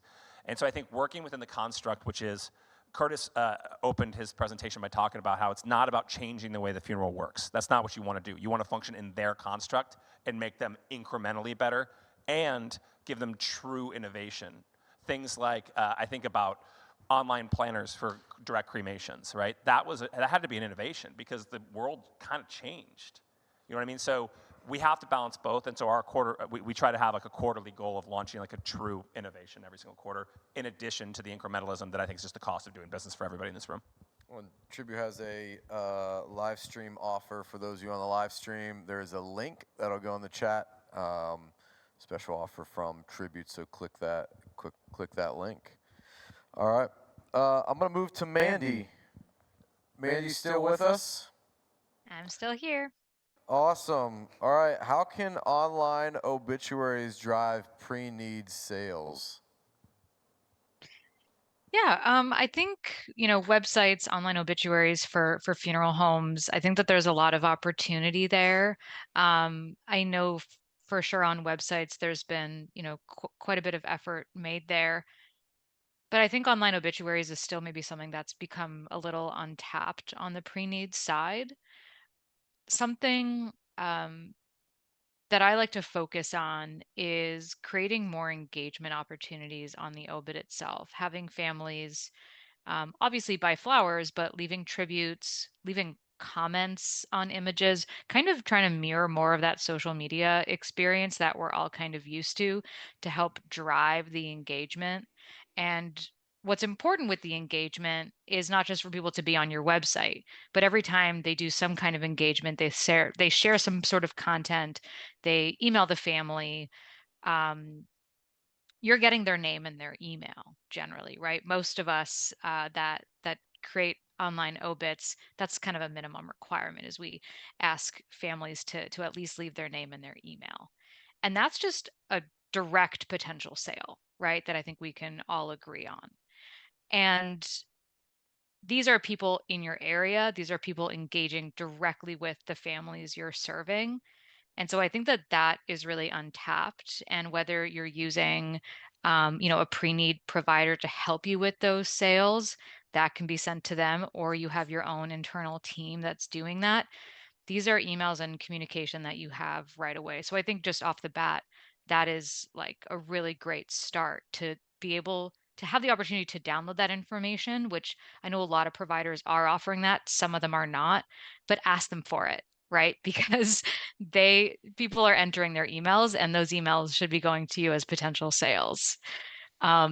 Something that is maybe a little different, a little more unique, is something that we've been doing for a long time, but we're really starting to drive it a little further, which is giving families the ability to start writing and putting together their own memorial before they pass away. Now, it might seem a little, for some, especially who have maybe a bit more of a fear of their mortality, may seem a little scary.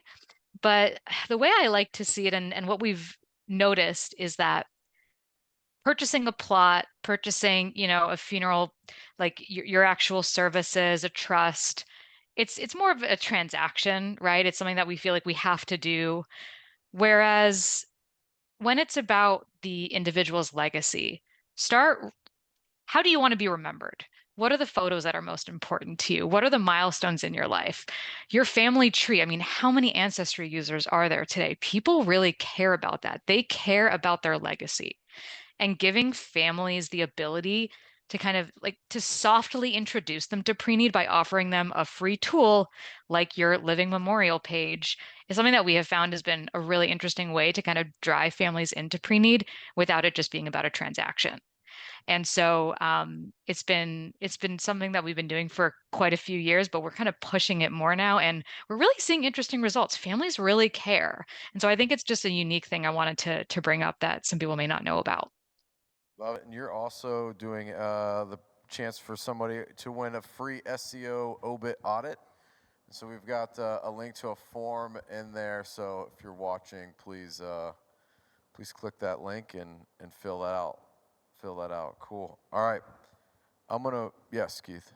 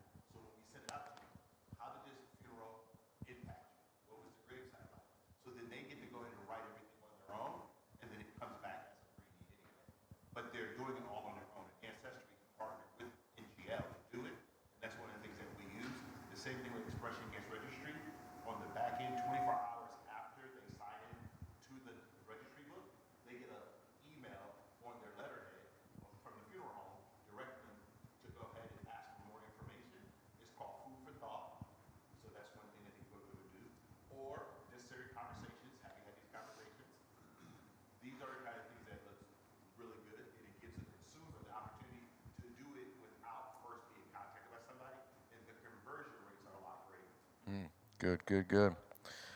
All right, Eric, you're on the hot seat again, brother. Here we go. All right. Why should a funeral home, crematory, or cemetery operator move from what they know and invest in Funeral 365? That sounds kind of self-serving. I mean, hey, you wrote it. Marketing. Marketing team sent it over. Marketing. Change it up. You can do whatever you want. Just whatever you want to do, man. Well, two things. Why are you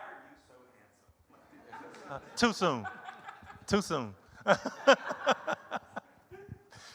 So let me circle back to something you said earlier and you commented on, and I do agree to a point.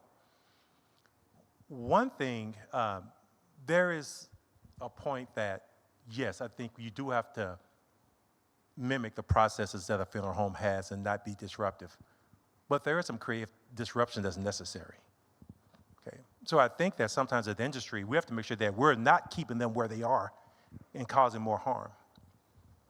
So when we do analysis up front, right, and this is just standard practice from any tech company, and we call it the fit gap. We look at where you are, what we do, and we find any gaps.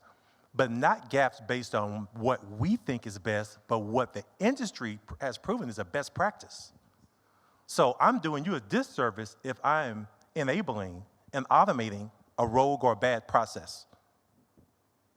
Okay? So some change needs to happen, and that's evident and apparent. Everything we're talking about is change. So now how we introduce that, and we don't just be a disruptive technology from the standpoint of we cause more harm than good. But when you switch to that CRM, there's phantom costs associated with training that you absorbed. So it wasn't free.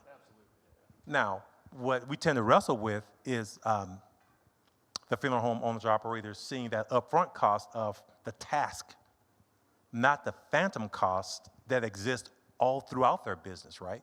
So what we're looking for is a way to capture, analyze, and then automate these phantom rogue processes. It should have taken an hour and a half to do this transfer. It's taking 3 hours.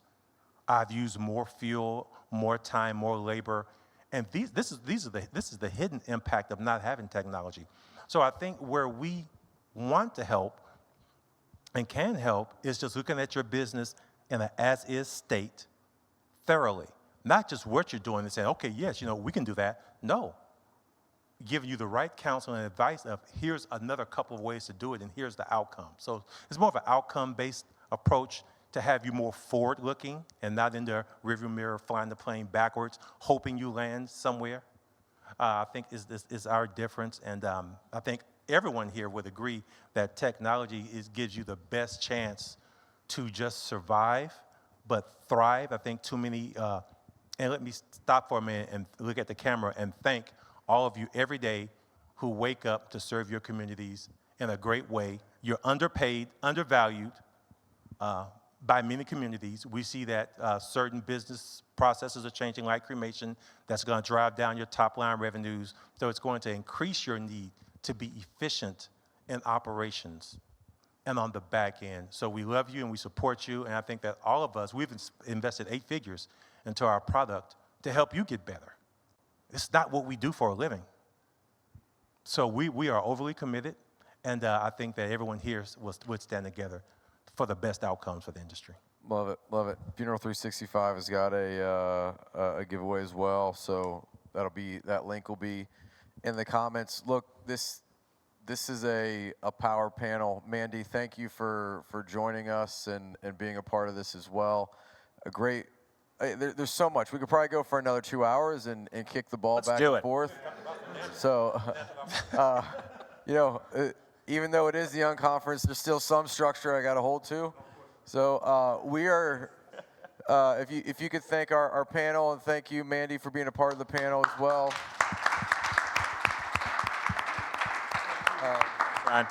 Yeah. We are going to take a 5-minute break, and when we come back, we'll have a one-on-one with my friend Jamie Meredith, and we will have our finance panel. So 5-minute break. Great first panel. This is good stuff. And the next panel with finance is going to be great because there's a lot of things happening in the space with finance. But I want to first bring up my friend Jamie Meredith. And Jamie, there you go. Thank you, Ryan. I'll move this out of the way. We'll sit right here in the middle. So Jamie, you're a featured sponsor of the Unconference. You've been a featured sponsor the last 3 years. We've done a lot. Disrupt with C&J, connecting directors with C&J.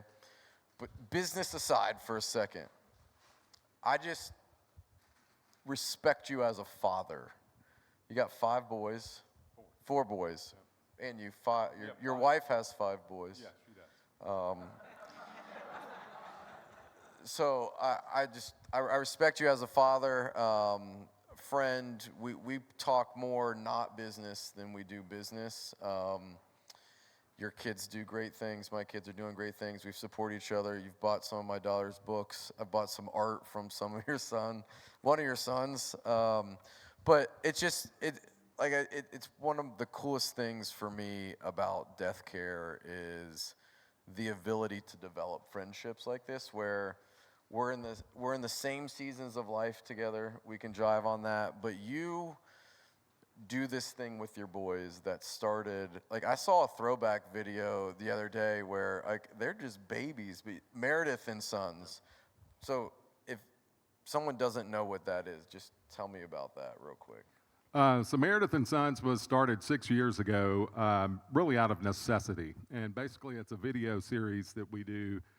We used to do it weekly. We don't do it quite as weekly anymore, just because the schedule of the boys and the ages that they are now, and we can't always get together every single week for a video. But It's a faith-based motivational video that we do where we do a little bit and then have each of the boys learn some scripture and quotes that pertain to that particular topic. But funny story how it actually got started 6 years ago.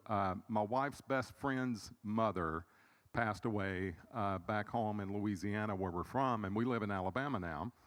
And so she was going to take off that week and go home to Louisiana to be with her friend. So she took the youngest son, Levi, who was 4 years old at the time, but left me with the 3 older boys for an entire week. I had never been an entire day with the boys by myself, and so here I am with them for an entire week. So the first day, Monday, we pull out of the driveway, headed to school. It's about a 20-minute drive to their school, and they're just griping and complaining and fighting in the back seat of the truck. And I'm like, shut up, stop, y'all quit it. We ain't doing this all the way to school. And we did it all the way to school. Second day starts out the same way, and I'm about halfway to school, and I'm like, all right. I pull over on the side of the road. I said, all right, stop it, guys. This is what we're going to do. Repeat after me. I feel healthy. I feel happy. I feel terrific. They looked at me and said, I ain't doing that. I said, well, you ain't getting out of this truck. We're going to do it. We're not moving off the side of this highway. So they did it begrudgingly, and so the next day we get in the vehicle, and I start them out, and I said, let's get it, guys. I feel healthy. I feel happy. I feel terrific. They did it. So the third day, we pull out of the driveway. I forget to start it, and Luke, our third child, just starts shouting, I feel healthy, I feel happy, I feel terrific. And I thought, wow, it's working. It's changing their mindset. And so our first video, literally, we ever did was going down the road. Yes, I was driving with my camera going. And I said, hey, Facebook world, this is Meredith and Sons. We want to give you a little motivation today. Guys, hit it. And they all shout, I feel healthy, I feel happy, I feel terrific. And that's what birthed Meredith and Sons. And now we've done about 250 episodes. And the boys almost have a cult-like following in the funeral industry. I can't go to any funeral conference anywhere without folks talking about Noah, Jonah, Luke, and Levi. It's pretty cool, man. Yep. Like, as a father, like I could see the benefits of it, but what is the mindset shift to start the day like that with your boys? Everything has to do with our attitudes, right? Whatever it is in life. And my hope in creating that opportunity for them to get the right frame of mind is to create opportunities for them in the future. And, really it was originally just designed to get them to quit fighting. But then as I saw what it actually was doing to them, and they started to think about things differently and started shaping their thought process, then we started incorporating the other biblical principles, which is part of our faith, and then the motivational side of it to give them inspiration that they can accomplish anything in life that they want to accomplish. I think, for me, that's what the biggest value for me as a father's been for them, is to see them kind of grow and change, over time. It's so cool, and I've watched you do it in different countries, and I've watched you do it at the kitchen table, and I think the coolest thing for me was watching your boys do it without you. Oh, yeah. Like you were gone or traveling or something, they did it all by themselves, which was dope. So well done, man. All right, we got the important stuff out of the way. Let's talk C&J. What's up with C&J? What's been happening? C&J, we've been a little busy this year. It's been an incredible year for us. We've seen a lot of growth across the board. You had mentioned something earlier. We'd partnered with Tribute Technologies when they decided to get out of the assignment funding space and focus on technology. So we picked up Tribute Insurance Assignments, which has been a neat acquisition for us. And this year has been our biggest year ever from a growth standpoint. We've seen record numbers of funeral homes that are looking for solutions, from a financing side, from a cash flow perspective, increasing their average sales. And so it's been an incredible year for us. All right. I mean, I think it's a no-brainer. Obviously, you and I have had a lot of conversations. We've done multiple Funeral Nation episodes with you and me and Jeff about just what C&J does. But tell me, why would a funeral home not offer assignment funding? Great question. I have no idea.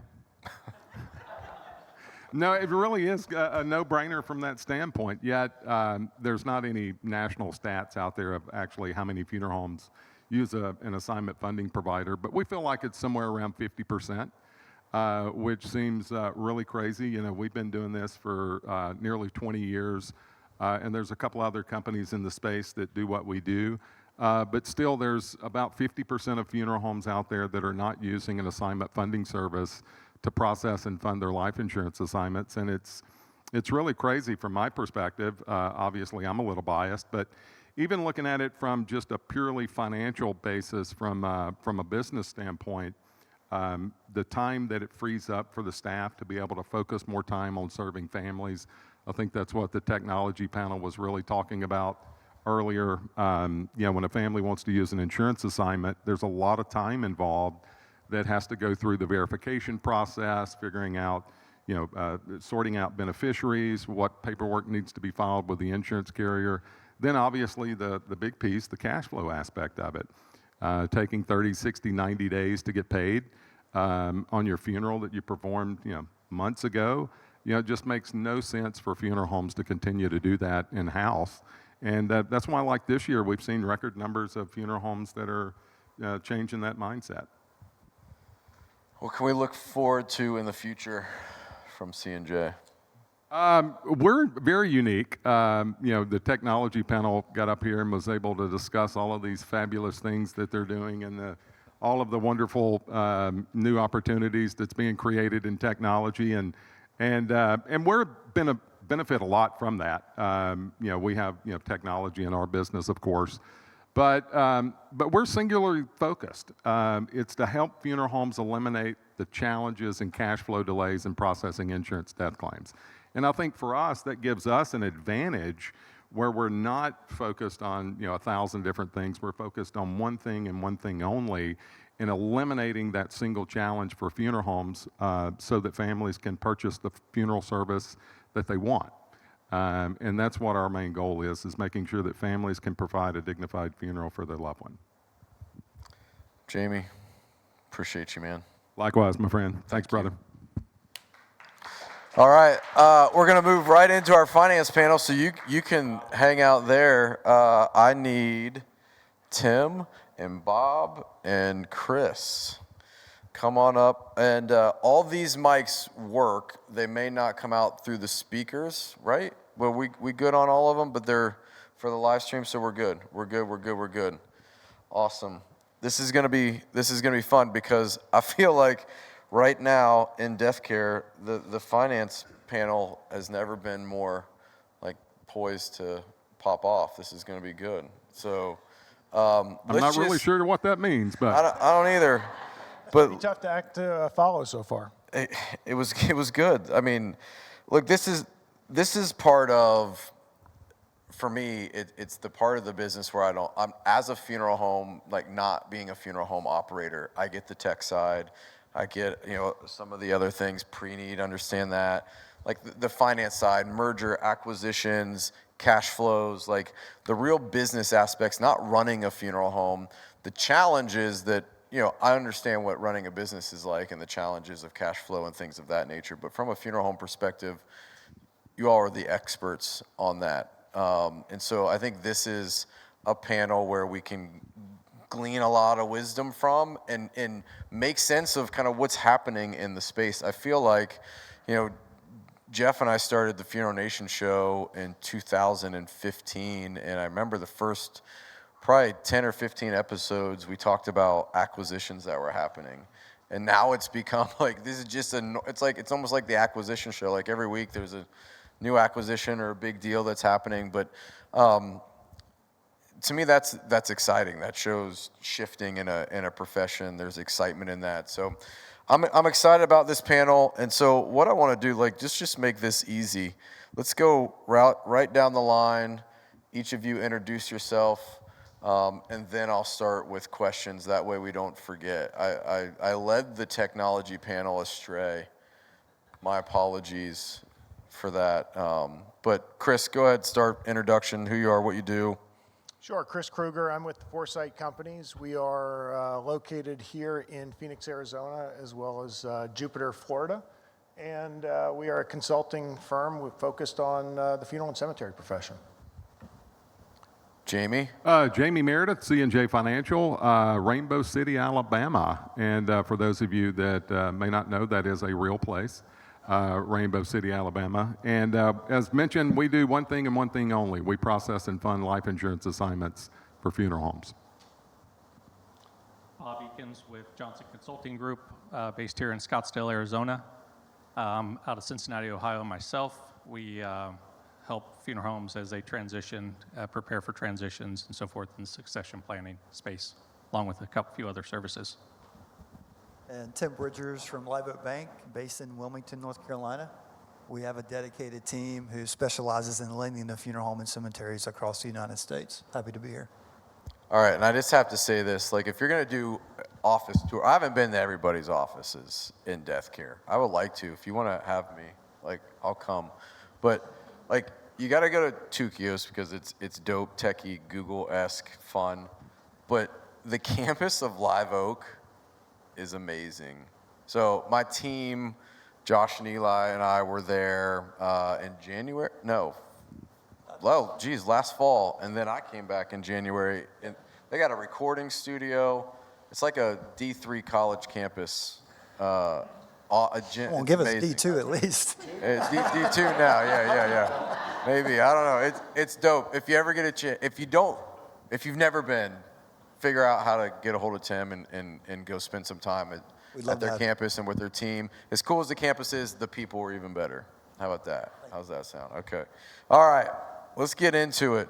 Chris, you are up first.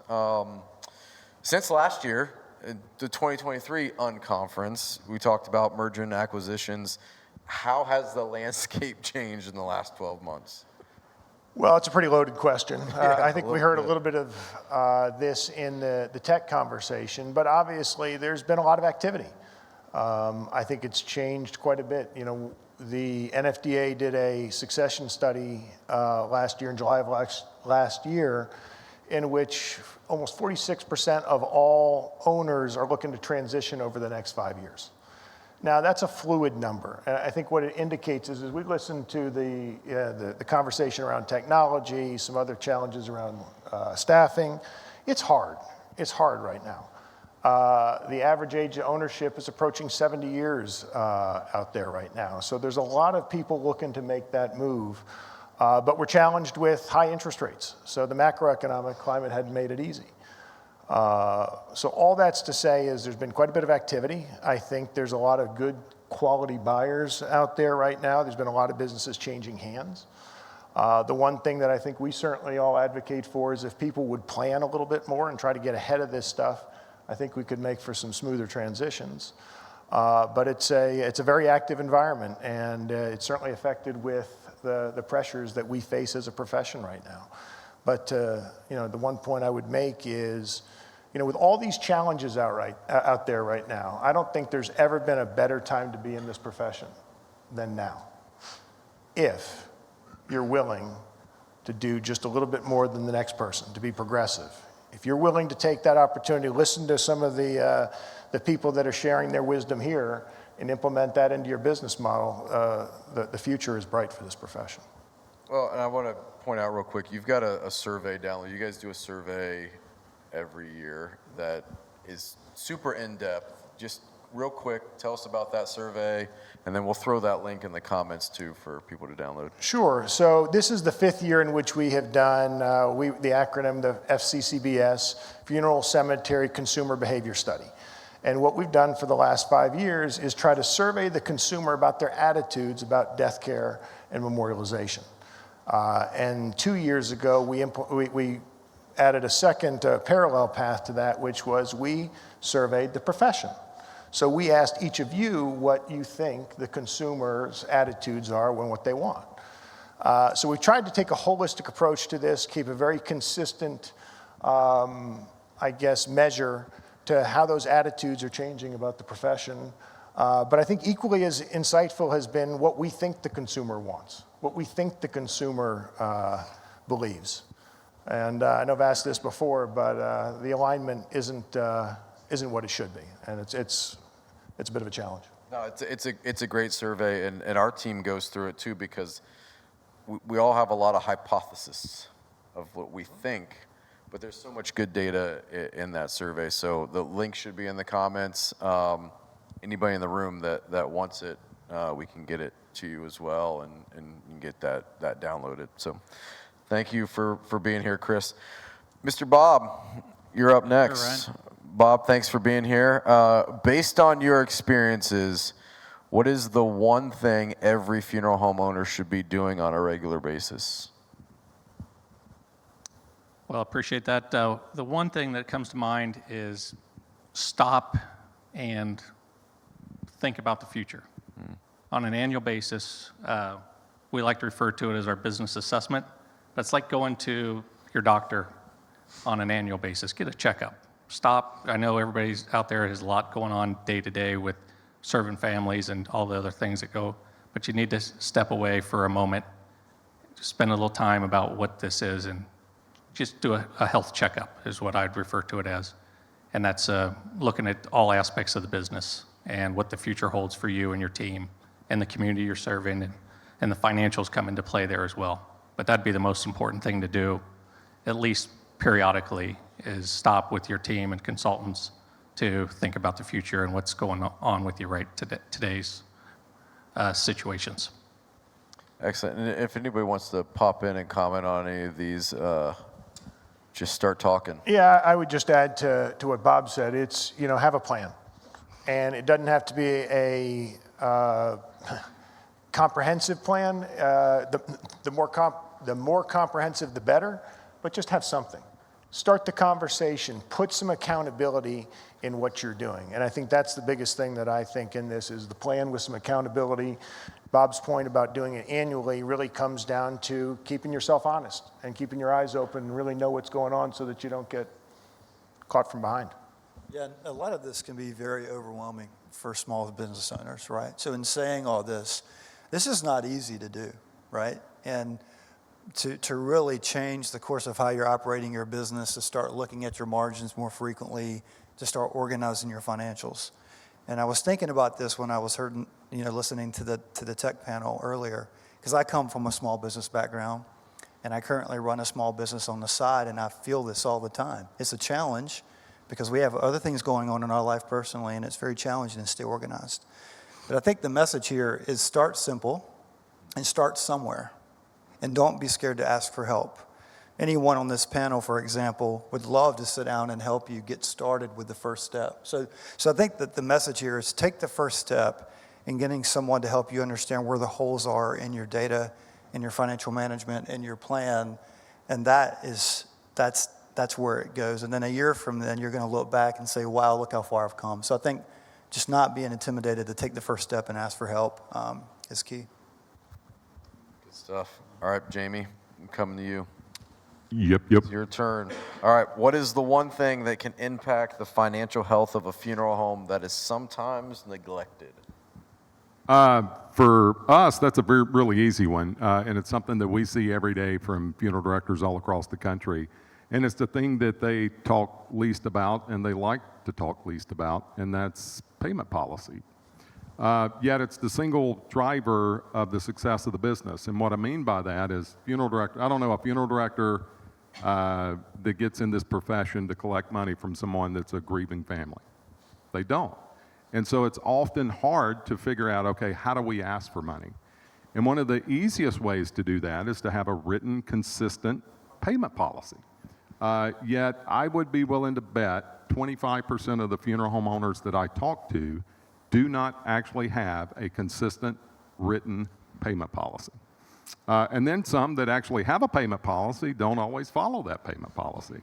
And we had a group of funeral homes up out of Michigan a couple of years ago that wanted to talk to us, and we looked at their accounts receivable, and they had a pretty large accounts receivable. And so what's your payment policy? So, well, we demand payment in full prior to services being rendered. Said, well, you have $350,000 in accounts receivable, so how's that payment policy working out for you?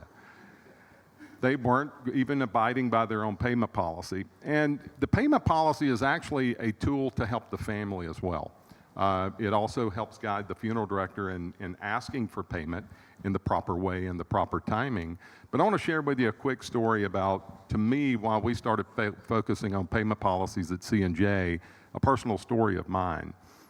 16 years ago, our son Noah was born, and it was our first son. My mom was ecstatic. 5 months later, my mom has to go in for a hernia surgery and dies unexpectedly in the recovery room. So here we are. I've been in the funeral profession about 12 years at the time, but had never made funeral arrangements.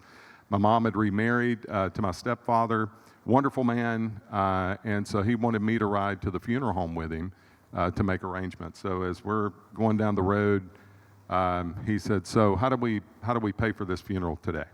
And I said, "Well, Tommy, I don't actually know the funeral home's payment policy." I said, "We'll figure that out when we get there, but don't worry about it." I said, "Whatever you want for Mom, me and Katie want to take care of it, so you just pick out whatever services you want and do whatever you want. We're going to take care of it." And he said, No, you're not." He said, "Your mom was my responsibility, and this is the last thing I'll ever be able to do for her."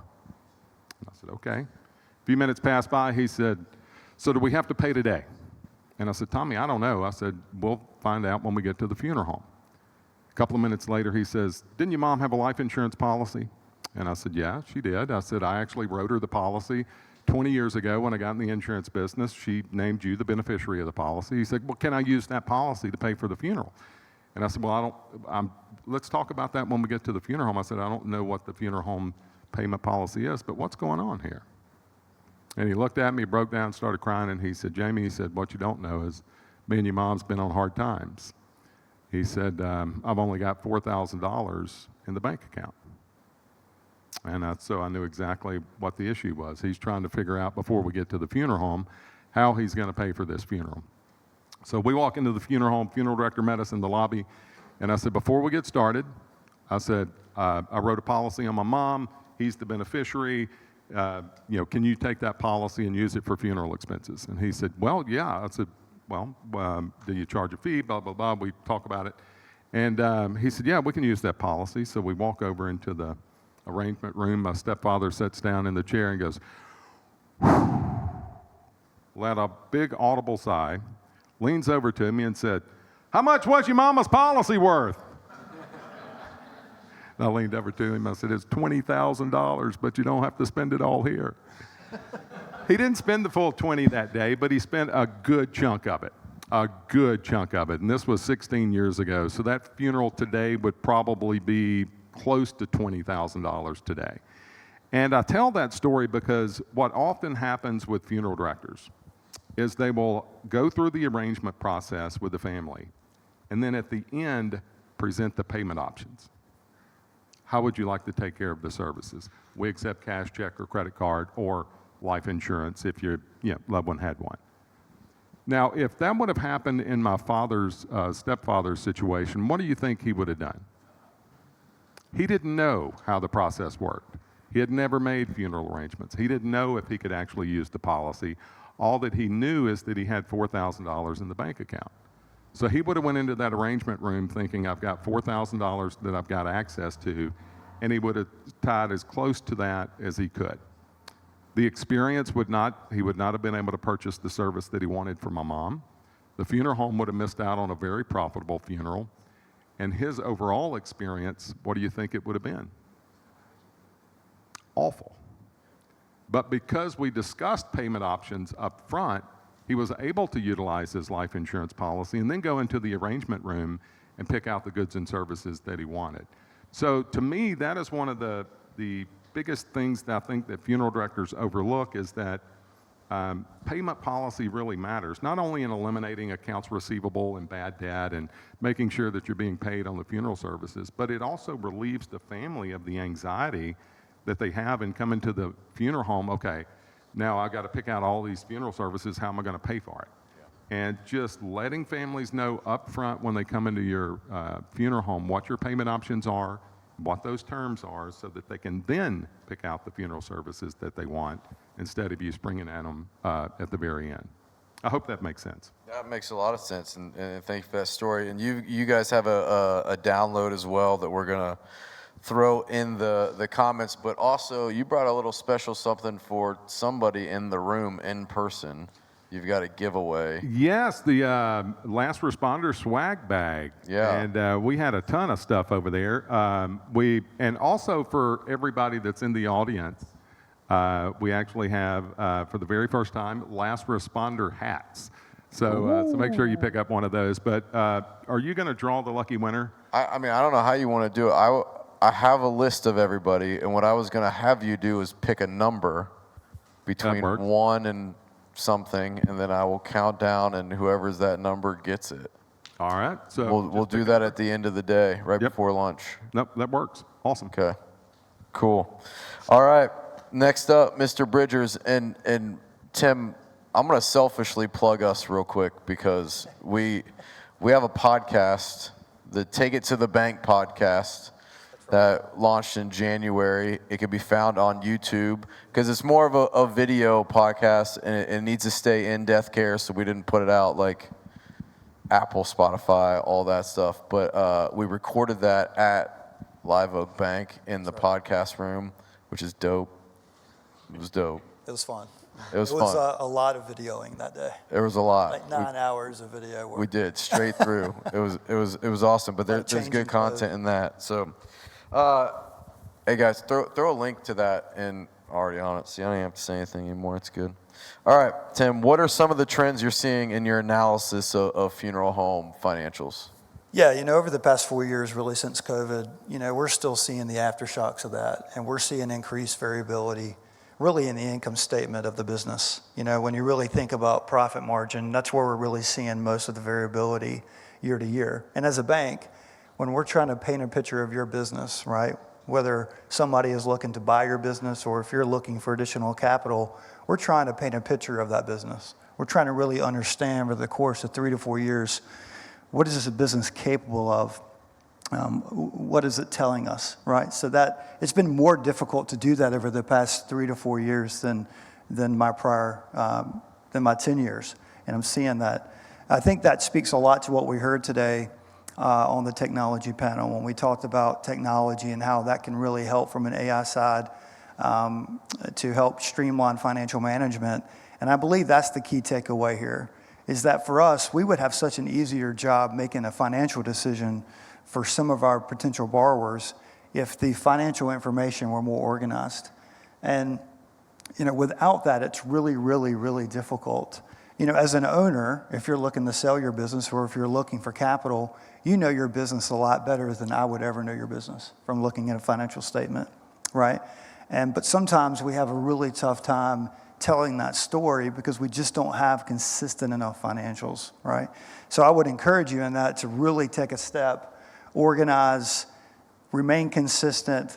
And the other benefit of that is not just capital, right? It's not just so I can approve a loan for you, or it's not just for selling your business at the highest possible price, but it's also for timely decision making, right? We talked about that in the last panel. It is crucial that you have the data in the organization to make a daily, weekly, monthly, quarterly decision for your business. And if you do not know the implications of that decision, you're probably not going to make the decision, or you could make the wrong decision.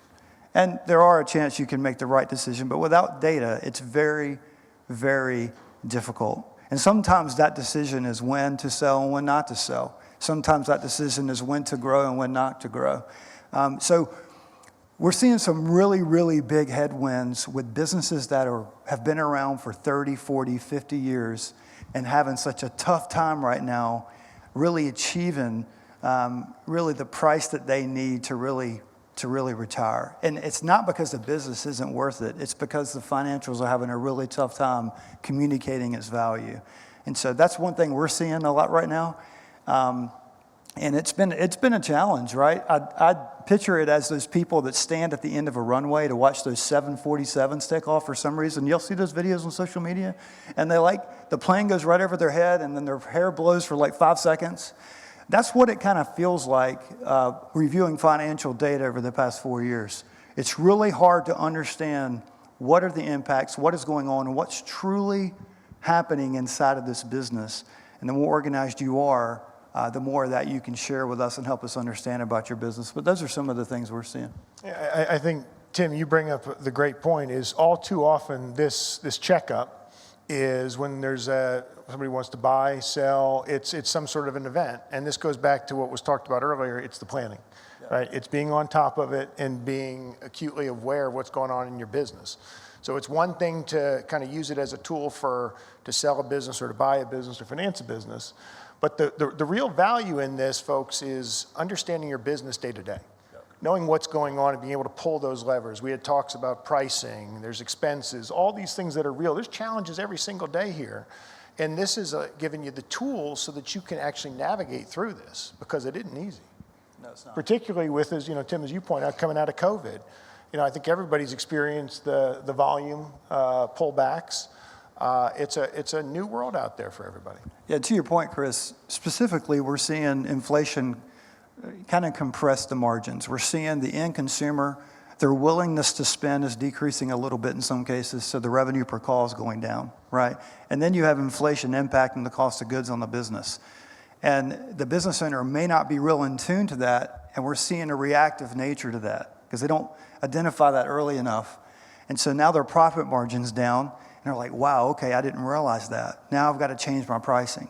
Like Chris is saying, you'd rather be in a position to where within the month, like, wow, inflation has really changed the landscape of our cost of goods. We have got to change the pricing on our services. We've got to train our staff. And that's being proactive, right? So again, I think it's really important to be proactive in this. And then when you get to a point of a major decision, a major financial milestone, whether it's, again, expansion, we've seen a lot of acquisition, you're ready. Okay? We talked about the C word earlier with the consolidator, right? Those companies are ready. They know their financials, they know what they're looking for, and they're able to make those big decisions. But on the independent side, that you can be as well. I think it's really important that we stay very organized in the day-to-day. Well, the word since, Bob, you got something? Yeah, I'll just add to that, Ryan, that, there's plenty of small business owners that run a lot of expenses through that aren't operational expenses. And I think you got to be prepared when the opportunity arises for you to buy a local funeral home, neighboring community, wherever it might be, that your financials are in good shape so that when you go to the banker to borrow the money, that yours looks well enough, organized enough that they can trust you can take on this extra 150, 125 calls, whatever it might be, to service that debt. So it's one thing to run those expenses through so you don't have to pay Uncle Sam, but it's a whole other thing to be prepared for the opportunities that are going to present themselves. As Chris mentioned, NFDA study, there's going to be a lot of change of hands here in the near future. And you got to be prepared to seize those opportunities when they arise in your communities. Perfect segue, because at that point, Chris, I'll kick it to you. According to NFDA's member succession planning study, 46% of owners plan to transition out of their business within the next 5 years. Have you been seeing that activity level, and what does that mean for business values? We have. And I would say that we've seen an uptick probably over the last 3 to 4 months. We've seen more people raising their hand, looking for valuations, talking more about succession planning at a higher clip. I think you go back to that study, which is from July of last year, a year ago. That's not really a new trend. There's a lot of people who have been sort of raising their hand, looking for what those options are. But what we've seen in the macroeconomic climate, as interest rates have gone up, I think it's also given people a little bit of pause. Our industry's had a lot of flux over the last 12 to 24 months. And, I think a lot of this has to do with people are tired. We've heard about the technology. We've heard about all these challenges that we're facing. And, some of the more interesting things about that study was, what are your concerns? And what are the things that are holding you back? And it's not so much as to what they were, but if you look at them over the last 5 years, because this is the third year this study's been done, the level of concern has gone down. And it's not gone down by 10% or 15%, it's down 20%. So I was concerned about the cost of healthcare, but not quite as much as I was, right? I'm still concerned about my cost, my finances, but you know what, it's not as big of a concern. My quality of life is what matters. And that's what we're seeing more and more. So that activity really has kicked up. We've noticed more people looking at what those options are. And then when big announcements are made, like the Park One going private transaction, those things spur a lot of people to start thinking. And that has raised a number of hands as well. No disagreement there. I mean, it's been interesting the last couple of years after some highs of the 21s and 22s. There was a lot of very interesting acquisitions, divestitures, mergers, and things of that nature. And then I think the Parkline news, Homesteaders news, has got a lot of people to raise their hand again. It just kind of goes, but we're all navigating the new normal here of the change as we are going to see as the owners are just getting older by the minute, and the succession is not prepared like most of us up here would like to see the planning take place multiple years in advance. Yeah, and one thing that I would add on that is the question is what's happened to values. There has been a slight downtick in value, I think, just by the simple economic climate that we're in, and also dealing off of the highs of 21 and 22, right? We had high volume, a lot of tailwinds, and that's shifted. So when I look at values, I would say that if the peak was in the 21 to 22, the backside of 21, values are down somewhere in the neighborhood of, call it 10 to 15%. From that peak level. Now, that means they're still at a very, I think, robust level. There's a lot of good activity out there, good independence, Live Oak is out there financing a lot of people these days. So there's a lot of opportunities. It just continues to evolve. And Chris, to your point real quick on that, we're seeing that exact trend in terms of valuations in what we're financing. But every once in a while, we are seeing that funeral home, that independent or that regional, that has done a really good job organizing their financials, does a really good job focused on expanding their margin, and they are maintaining that, high valuation back. High values are still there. Yeah, they're still there. The peak valuations are still there, and it doesn't matter what those numbers are. Yeah. But premier businesses are receiving very peak multiples. That's it. And then likewise, a well-run organization is still got really solid value. Yeah. But again, it does come down to that knowing it's the quality of your business and being able to demonstrate and represent that. And that's great on the sales side of this, and that all makes sense because that's sexy and fun. But this is about running your business every day and just knowing what's going on. Yeah. The more, I tell people, people want to know, how do you drive value? Run your business for success. Do the right things. Put a long-term growth and a trajectory in your business with the right succession, meaning people in place to fill those roles, and you're going to get peak value. Mm-hmm. That's really how simple it is. Yeah. What percentage of our profession is owned by the consolidators? Very little. I think there was an By article. rooftop, 25%. Yeah, I think Tom Anderson had a study or an article out this morning, his funeral director daily, and it was pretty small. Yeah, rooftops, maybe 20%. Depending upon how you would look at it, 25% from rooftops. Financially, it's a big number because there's a lot of big locations owned by the consolidators. Since you're on the cemetery side too, what percentage of cemeteries are owned by consolidators? Less than? That's a very, very small percentage, but as you know, around this country, there are a lot of little cemeteries. Of the large ones, most of those are, not most of them, a lot of the larger ones are under other ownership. But the small rural communities, those are still independently municipal owned. All right, Bob, from Yes, sir. a succession planning lens, it's the theme right now. What would you encourage all listeners to be doing now versus later? Well, a couple things. Obviously, the cash flow is very important. So anything we can do to kind of get our house in order from a cash flow standpoint. But the other piece that we have as a profession that I believe is very important is the personnel, the staffing. Take somebody under your wing. Who's the next person that's going to take over running your place, become that absentee owner, mentor them, train them, get them in position. every initial conversation I have with an owner, is there any family member that's going to come in and be your successor? No, not likely. They went off and did something else. Any key employees, any employees that can take over. And they all quickly dismiss them. Well, I think if you started a few years in advance of when you're calling us, you probably could have gotten one of those employees to rise to the occasion. There's plenty of lending out there available, especially previously when the rates were much lower. But I think we got to work as a profession to help those that want to stay in it. They may not all want to have ownership, but I think there's plenty of out there that want to have ownership. And so the more we can kind of get our house in order and look down the road, don't wait till it's that time when you're ready to retire. Do it, think about it in advance. It's the planning here that we're looking for. Start the conversation. Start the conversation. Plan. Okay.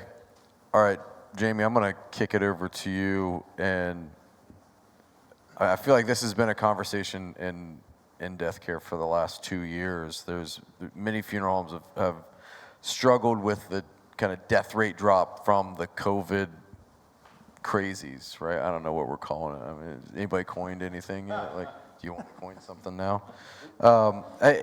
How is that still affecting funeral homes? Because you guys see this data on kind of a real-time basis. Yeah, it's as everybody knows that runs a funeral home, it's a tough time to be in the business. No question about it. There's a lot of challenges that are out there, a lot of things that funeral directors and funeral home owners are facing right now. But the pullback from the death rate has certainly affected the bottom line, no doubt about that. And what we've also seen, I was actually looking at some stats from Cana on the increase in cremation from COVID that is still bearing out today. So way more families are choosing cremation, which is typically less revenue per call, right? So even if a funeral home is not really struggling with call volume, maybe their call volume's leveled out, they are generating less revenue per call. And so that's, everybody up here on the panel today really talked about knowing your numbers, right? And drilling down and really understanding your financials. And one thing that I think a lot of funeral directors kind of overlook is payment methods and how that affects actual revenue per call. I shared the story about my mother and my stepfather using life insurance to pay for her funeral. He spent about 3 times what he would have normally spent if he would have used cash. And a few years ago, prior to COVID, we did a study of 750 funeral homes and looked at 10,000 true at-need cases. And we looked at cash check, credit card, or life insurance as the payment options. And those families that used life insurance spent 31% more on average than those that paid with cash check or credit card. Now that's fascinating when you start to think about that. Okay, well, how do we get more families to use insurance? Because most funeral directors don't like dealing with insurance just because it's a hassle, it's a pain in the butt. You can't get immediate payment. All of the challenges that come along with it, but when they're not encouraging families or just simply letting families know that they can use life insurance, they're literally missing out on a 31% increase in average sale. Fast forward, last year, we looked at a much smaller sample size, whereas prior to COVID, it was a 31% higher average sale. The smaller sample size, which was about 100 firms and about 1,000 calls, true at-need calls, we saw a 41% increase in the average revenue per call when families use insurance. So for you funeral directors out there that hate dealing with insurance, how about taking a look at that from your own business standpoint? Get your case count out. Look at, okay, who paid by cash check or credit card? What's those average sales? If you see a similar increase in those that are using insurance, advertise that more.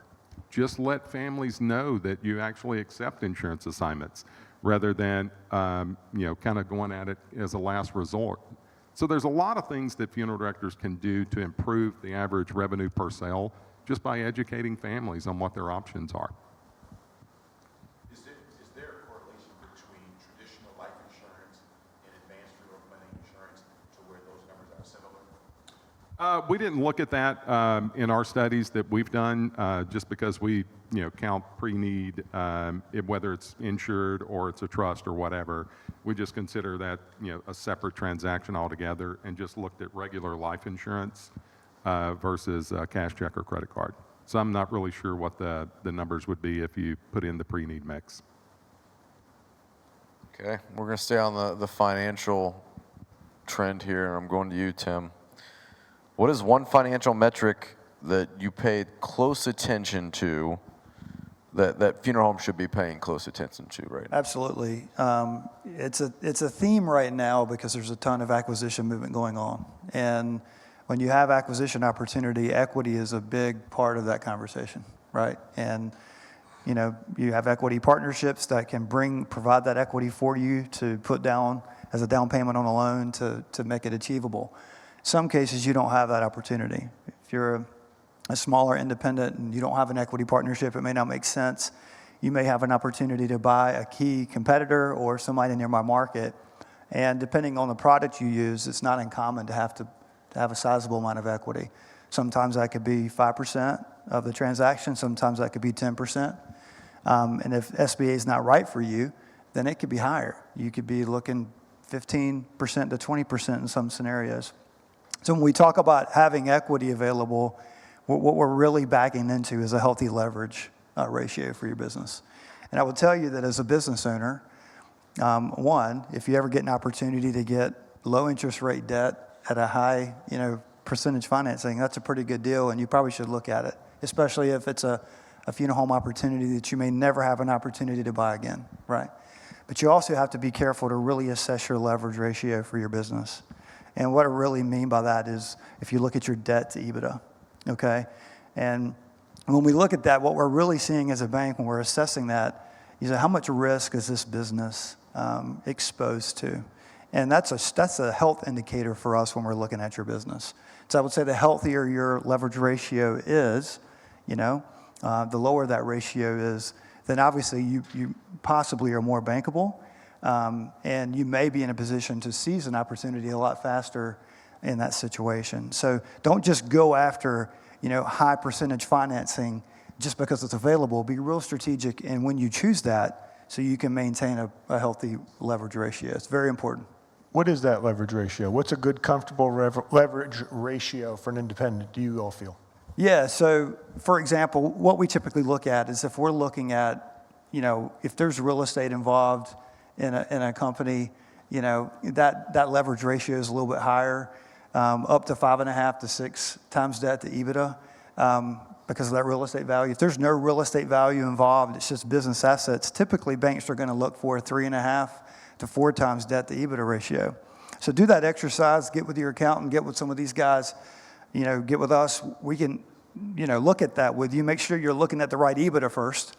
The debt piece is pretty easy. Make sure you got the right EBITDA number and see what that ratio is for your business. And that's a health indicator for your business going forward. And those are the maximums. That's the top. You want to pull that down over time, right? That's the high end. Yes, you want to try to keep it within those. And it's not that you are in a bad position if you're at 5.5 times. What it means is that you are being very aware and cognizant of your next decision to take on more debt. You're paying a lot of interest. That's exactly right. Yeah, so just pay attention to leverage, and we'd be happy to help with that. Any final words from anybody? Anything you didn't get to say you want to say? No? You look like you want to say something. No? Okay. Tim, we didn't have a link for you because you said you were going to do something special and give out your personal email. Oh, boy. So, well, it's pretty easy. You can find me at liveoakbank.com. We'll start there. Okay. So, all right. Great. Awesome. Well, I think this is like one of those in-depth conversations that is one-on-one, probably gets you a lot more value. So if you've got questions for any of these companies and representatives, please find them, download the handouts, and especially the survey. I look forward to that survey. And you guys partner with SoCal. Okay. SoCal to do that. So excellent. All right, we're gonna take a 5-minute break, but when we come back, I'm going to do an interview with my friend, John Heald.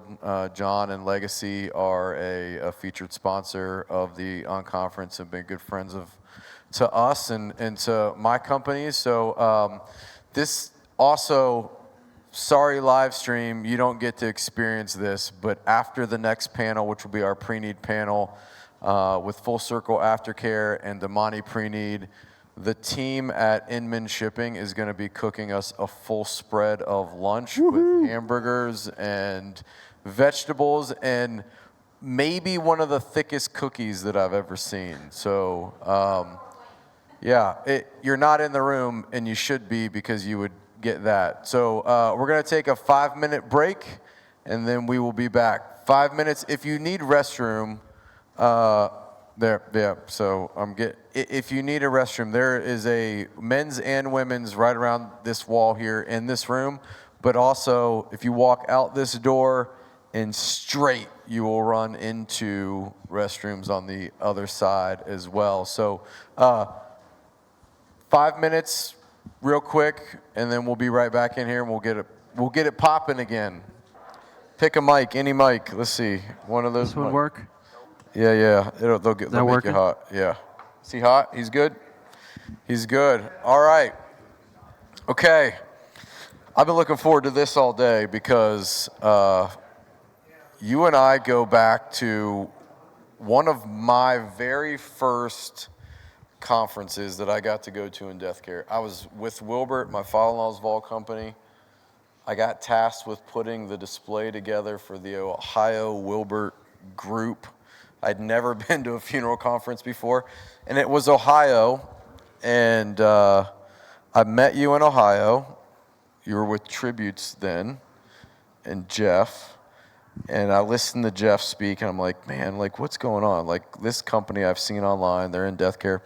And then, like, I don't know, maybe that fall we were together and had lunch in Chicago because you spoke at a Wilbert meeting, which was cool. So our friendship goes back to pre-Connecting Directors, pre-Disrupt Media.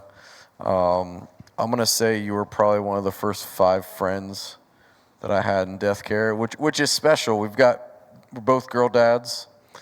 Same wedding anniversary, I think. Or September 17th. There it is. As I look at your wife for the reminder. Funny story about that. I got asked to speak at a conference one time. And this is, I had just launched Disrupt, and I got asked to speak at a conference, and it was September 17th was the conference. And I told the guy on the phone, I'm like, I feel like there's something that day that we have. I'm like, I'm not sure what it is. I'm like, let me verify and then I'll confirm. And I called my wife. I'm like, are we traveling? Like, what? She's like, that's our anniversary. I'm like, oh. Yeah. That was my first big entrepreneurial fail was that. But you've done well since then. Yeah, I try. Yeah, I remember the convention in Cleveland or Columbus. One of the cities you guys doing. Yeah. And Jeff Taylor, the guy, had created a great brand and was looking at funeral service. So as I look at here today, what we're doing, Jeff was one of the first people that said some things have to change as it relates to the obit. Yeah. And we're going to take in some outside money, and we're going to go in there and try and create something online for consumers to find obits. Now, look, given Jeff's history, he had wiped out jobs. He's like, maybe I can do it with obits. Well, we had a good attempt, a good run, and a lot of fun doing it. But I'll never forget this because I was with Jeff. And Jeff is probably one of the most eccentric, fascinating people I've ever been around with, and I cherish every meeting and time I could spend with him. But he said to me, he's like, who's this Ryan dude? Because you had created your own brand with the clothing and the style that you had come up with, and he's like, is that going to work for funeral service? I go, I think it's going to work just fine. And here we are all these years later. It didn't work at first, yeah. But persistence. Yeah. And authenticity will always win. Yeah. And that's what I've loved about you. You're authentic. You were kind. But you're also a funeral director being on kind of like the supplier side. Yeah. I did not think I would be in the funeral business. My grandfather in Vermont owned a funeral home, so it was there, but we grew up in Boston, and So it skipped my father, who wanted nothing to do with funeral service, and he should have been on the last panel because he was a CPA and had a lot of tax clients as funeral homes. But it came to my identical twin brother that the only thing he's ever wanted to do was be a funeral director. So after I got out of Bryant, where I said I went and it was business, I probably had an early midlife crisis, but about 8 years in, I started hanging around him at a business he was working at, and I'm like, this is a fascinating business. I like it. Fast forward, I go get my degree in mortuary service, and then I said to Jim, we should probably build a funeral home. And I'll never forget, we were on the cover of American Funeral Director, not because of, that we were doing it, but we were building a funeral home in 2008 at the height of the worst time you could be building a funeral home. So, I'm in funeral service. I still work funerals and do everything that I can when time permits, but it's a space that I absolutely love. I would have never imagined me being in it, not only in it, but this long, but the friendships that this profession creates is second to none. And as much as we're all competitors to a certain extent in one form or another, those of us who know how, we really get along and we create lifetime friendships. So it is. It's a special thing about this profession. Yeah. And we both see other professions and have gone to different things, and it's something that's unique and to death care. Can I want to address one thing that was brought up in the technology panel, and I want to be abundantly clear. Like, there was this scraping concept issue, whatever we want to call it, that was brought up, and I got to talk about it because I want to make sure that everyone, who's watching and is here understands the whole process behind this. So, look, Legacy started in 1998. It's a very old company. And they were historically just partnered with newspapers. But as I said at the beginning, the mission was to announce every single death that happens in the U.S. So the way in which we do that, we're through newspapers and now funeral homes. But at a minimum, we put up a death record for every person that passed in the U.S. just to help provide an opportunity for people who are looking for someone who died a place in which to get that information. We readily admit that started to cause a lot of confusion as people who are looking for obits out there. It was just where am I? Who's obit? Where do I get this? So we made it a business decision about 2 weeks ago to stop that practice. It no longer exists. So there are no more one-sentence announcements around people's deaths. Now, more importantly, for the funeral homes that want to participate and want to have their obits put up onto Legacy, what's in it for them?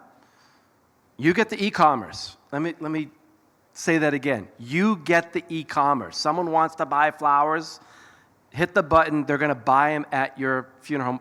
That's never happened before. The guest books. You want to have someone who's going to leave a guest book entry, click it, they're going to go leave it at the condolence at the funeral home website.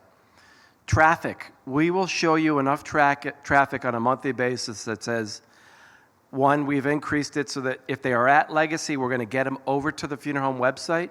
That would make you, I hope, make you think that says, what Legacy does is good for my funeral home website and is getting more and more people back to where I want them, which is my funeral home website. So it's been a big shift in the business practice at Legacy, but it's one that I'm extremely proud that we've made this decision because it's, I think Curtis said it, we are doing it because it's right for the funeral home. And that aside, 10,000 funeral homes have said what you're doing is going down a good path, so keep it up. Well, two things. You were here in this building in down there in the January other room. In the conference room, and we started a 2-day strategy session, and I said, John, here's the deal. Like, what I know about Legacy, other than you, isn't a lot of great things. I believe in Legacy because of you, but you're going to have to convince me that Legacy is valuable to a funeral home. And I was very candid about that, and I meant it. And you said, good, let's get to work. And I think within about 4 hours, I was like, wow, okay, now I get it. And I had a funeral home call me last week. That's a client of ours. They watched the webinar that you and I did a few months ago, and I've had a number of conversations about legacy with funeral directors. I get a lot of phone calls, a lot of emails, a lot of just asking. And this funeral home called and they said, hey, you told us we should look at legacy and the potential partnership with them. And I just got on my page on legacy and they haven't had one of my obits published in a couple years. Why? I'm losing all this traffic now. I wondered why my website traffic dipped. So tell me about that. Yeah, look, I think those who tell a funeral home to have your obits live solely on your website only is a bad business practice. Meaning, if you think that everyone who is searching for an obit or funeral-related information is going to get there because of your SEO, great. I hope that they do. I really do. And you better put the heat on your website provider to make sure that it is. The reality is that it's not going to happen. So if there's a site out there that can put that power together that gets them there, but then gets them back to where they need to be going. I feel like Tom Lynch in that. Yeah, that's right. The whole funeral, great quote. But if we can help get the user to get started, then get them over to the website, there's no other site out there with our traffic and size that's going to be able to do it. So I think that there's just, look, there's an old legacy. Mm-hmm. There really is, 1998. There's a lot of old. And there's a new legacy. And I can tell you, as long as I have the ability to have a conversation, like what I did with you and your team, Ryan, to tell you about who we are and what we're doing and how we're different, I'm going to win. Yeah. But me winning means the funeral home sees value in what we're doing, and then we just have to deliver upon the results that show them, yeah, I like the path that you're going down. What's next? Like, we need to be continuing to deliver things to them that's going to help them with their business. And I love that. And I love your transparency and your heart behind it too, because like you're really an advocate for the funeral home. Like you have transformed a mega company. Yeah, look, I take a lot of bullets every day. I do, and how I've done it for a number of years, I think people are amazed. But it's because you guys know I love this profession, but I believe in what it is that we're doing. The way that we're doing it now on this path is the right way. Yeah. So now it's just a matter of, all right, for those that want to talk about I feel like Mark McGuire when he had to go in front of Congress. I'm not here to talk about the past. I'll always talk about the past because it's part of who Legacy was, but it's more importantly about what we're doing now and doing in the future. So for those that keep throwing, remarks, comments, whatever you want to keep doing it, because I'm not going away, and I'm gonna win this. I guarantee you, I'm gonna win this. I love it, John. I can't thank you enough for being a brother, friend, a supporter of the Unconference, and of us. So thank you. All right, I'm gonna bring up the Preneed panel. Thank you, brother. I need. Where we got? There they are right there. Come on, Matt. Come on, Aaron. This is going to be fun. And do I smell burgers? I smell burgers? Burgers are getting started. Like, Inman's getting the cooking going. I'm going to sit in this chair this time. I'm going to sit right here. This is cool. So, the Preneed panel. And people are like, well, Full Circle Aftercare is not a Preneed company. Why is this?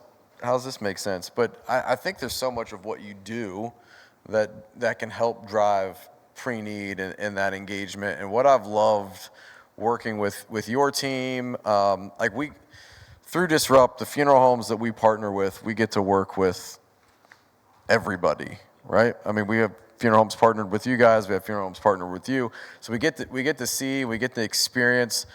What I love about Aftercare and the Preneed side of it is like what we're doing from a marketing perspective is trying to establish that relationship with the consumer for the funeral home so that they do Preneed and ultimately either Preneed or use that funeral home in an at-need situation. Based on the data, the relationship is 80% of why they choose the funeral home. So from a marketing perspective, it makes sense. But what I love about Aftercare is you're on the front end, but also it's the back end relationship that carries out. So that is why you're on this panel. I appreciate you being here, both of you guys. So quick introduction, Matt, and then Aaron. Matt Van Drimmelen with Full Circle Aftercare. So we're a concierge service type aftercare. Lots of different aftercares out there, but we're kind of unique that it's kind of that one-on-one personal touch after the funeral's over. We white label under the funeral home name, so nobody really knows that it's us talking to them. Nobody should know the name Full Circle Aftercare from a family perspective. It should just be the funeral home to go in the extra mile helping the family out. That's good. Aaron? Yeah, Aaron Butler from DomaniPreneed. Been in the industry for about a decade. Domani's based out of Utah. And yeah, just happy to be here. Yeah, well, I mean, thank you both for the state of Utah. How about, did you guys drive together, fly together? Here we are, we should have. Carpool, plane pool, something.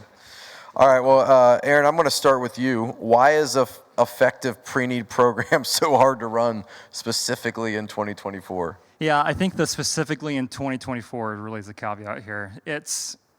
The reason why is because people keep changing. The key demographic that we're targeting keeps getting born in a later year. And because of that, the way that they want to be marketed to is changing as well. So I'm from Arizona. I'm coming out of Utah, but from Arizona. So I got to stay with my parents on this trip. So thank you for hosting it here. So I highly recommend it if you're ever work traveling, if you can stay with your mom. She makes you breakfast. She told me I look fantastic this morning. It was great. It's a great way to start the day. I was chatting with him yesterday as kind of sitting. My dad's in poor health, and so we're chatting, and naturally a funeral conversation came up as he was asking some questions about how it works and how to make plans and things like that.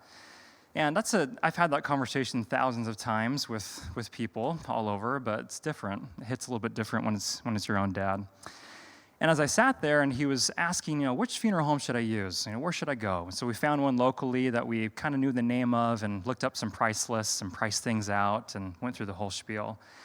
But as I sat there thinking, it was so interesting to me that here was my dad. He is 71. He's in the perfect demographics to do pre-need in the situation especially. And there wasn't a funeral home that wasn't in his mind. It didn't own him.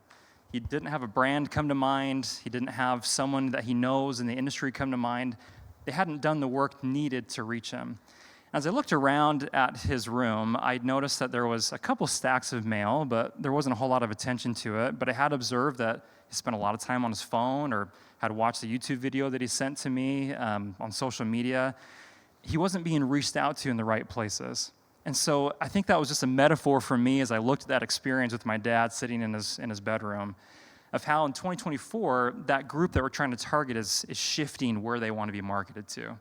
They want to be talked to in a different way. They want to be marketed through different channels. And they want to be sold to differently than we have in the past. It's not like this, persuasive, hop off the cart and like, hey, you should really go with us because we're the great company. They want value. They want to be taught. They want to be educated. They want to be nurtured through a process. So I think all of those things, as I really think about it, as we move into 2024 and beyond, we have to upgrade. We have to change the way that we're doing things marketing-wise for pre-need. We have to be able to reach them where they are. We have to go through the channels where they need to be reached. Otherwise, we're just going to miss the mark on that. Yeah. And that's the main thing, just to finish, is funeral homes, I believe, that are not able to adapt or move with that changing market are going to find that they do get left behind in some of those markets. And that's really what motivates me with this. That's good. That's good. And I wholeheartedly agree. We should market differently to the consumer. Yeah. And we should be present on the devices that are in their hand most of the time. Agreed. My time's tomorrow. I won't take up much. Do you have anything you want to add to that? Yeah, I really liked what you talked about because so many of the funeral homes that we go into, they've had this practice of really hitting the family hard with the pre-need sale right after a funeral experience, and it does not work. Because you come in and your worst day of your life, you just lost your loved one, And whether it's the removal person you meet first or that funeral director you meet first, they just pick you up and carry you through this process. And it's just service, service, service, service. And if my experience with your funeral home is this wonderful service, service, service, service, and then the first phone call I get from the funeral home afterwards is this sale pitch, it's just like, man, slap right in the face. And it discredits all that service from beforehand. And so I think exactly what you're saying, like if you're going to run a good program, you gotta teach them, you gotta be there for them, but helping them write a pre-need is not a sale. It is serving them, it is giving them the peace of mind so that they aren't passing those tough decisions onto their children and onto their family members. I mean, when my dad passed away, walking in the funeral home with my siblings who do not get along at all, walking in and everything being planned out, what a gift to us as a family as we were going through that difficult time. And so the funeral home has to look at that. Pre-need is another one of their services. It can't be another sales pitch. That's so good. And if the pre-need marketing, Aaron, correct me if I'm wrong, does its job properly, it's not selling anyways. 100%. Yeah, Preneed there's a high barrier to that product if you look at all products everywhere, because people don't know what it is typically. They need to be educated on what that is. So the education part of that process is really, really what matters. And if it's done correctly, then you just feel the need to do this. We don't need to be sold a product or sold, like a widget. It's, I need to do this thing for my family. We're fulfilling a need. People need nudged, right? So there's always a CTA, there's a call to action, there's an ask in the conversation, but when the relationship is established. And so if we're talking about relationship, Matt, I want to pop to you. What is a service-based aftercare? What is service-based aftercare? And why is it trending in funeral right now? Yeah, I think kind of along those same lines we're talking is for so many years, in the early stages, the funeral home, it was the funeral director was part of a small community, and when the family came to them with the funeral, it didn't end there, right? I still have funeral home clients who take a bucket of fried chicken to the family a week later, right? They're just involved in their lives, but in today's world, there's so many new at-need cases, the funeral director can't be there. And so they know they need to follow up with the family, they just don't know how to do it. So there's lots of different aftercare, right? There's pre-need aftercare of just kind of following up on the pre-need side options. There's other follow-up aftercare texts and emails and cards, and all of those are really important. Service-based aftercare is something that's kind of new and trending in the industry, and that is making sure that family is taken care of for the next steps, right? I remember talking to a widow,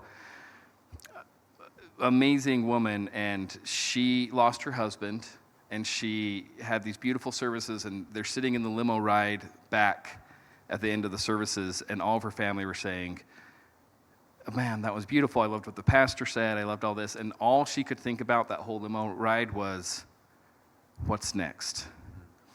And, families come to the funeral home to help them through a death. And when the funeral home isn't there for them in those next steps, it really doesn't help the family really know what direction or where to go. And so service-based aftercare is follow-up, and it can lead to pre-need, but really service-based aftercare is just about what does the family need. They need hand-holding, they need a one-on-one help, because this is part of losing a loved one, is dealing with all the personal affairs and those next steps. And without that personal concierge to kind of walk them through it, most families are lost.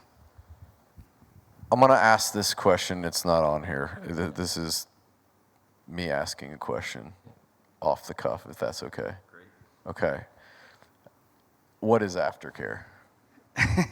If you ask 100 funeral professionals that, you're going to get 100 different answers. But I think Foundation Partners shared this with me. They sent out a survey about 2 years ago to 50,000 families and asked them, what could we have done better? And the number one answer by far that came out was, we need support after a funeral.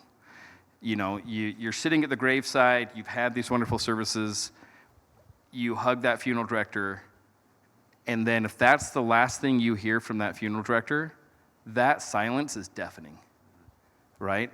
They just carried you through this time, and they were doing it because they cared. But then when you hear nothing, it's difficult. And so whether aftercare is a follow-up, it's a card, it's a text, it's an email, or it's someone calling from the funeral home to help them with the next steps, any of those, or it's grief resources, any of those things fall into the category of aftercare, but it's following up, it's still being and holding on to that family and knowing them, letting them know that we care about you after we have your money.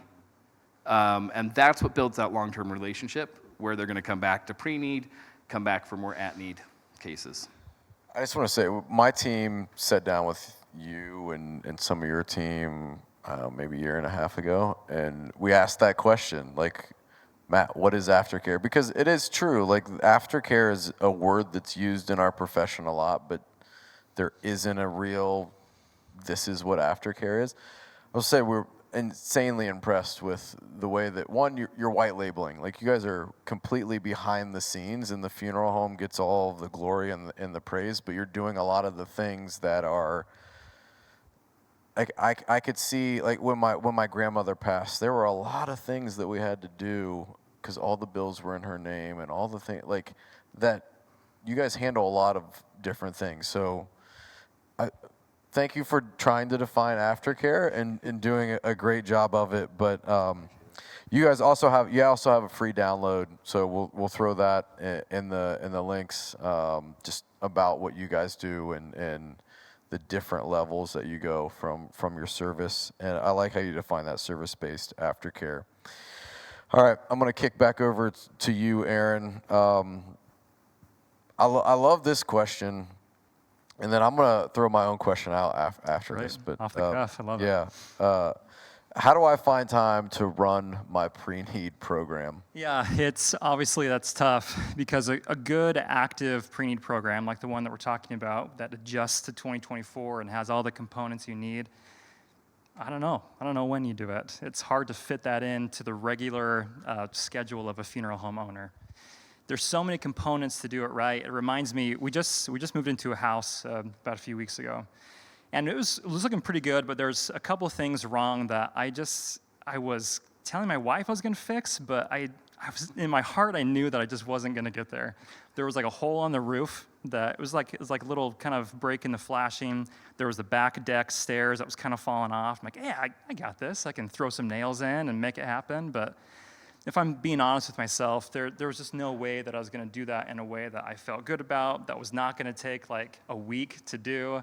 So eventually I hired someone out, and it cost a little more than I wanted to, but it was done. I came home from work, and it was fixed, and I knew my kids were going to be safe going down the stairs. And I look at that metaphor to looking at pre-need, where there's so many components that have to go into it and have to be managed so carefully. There's lead management, there's recruiting, there's training, there's being able to market correctly. There's so many components to be able to do that in a lightning fast, responsive way, to nurture, to make the deposits like you're talking about with families over time in an endless way.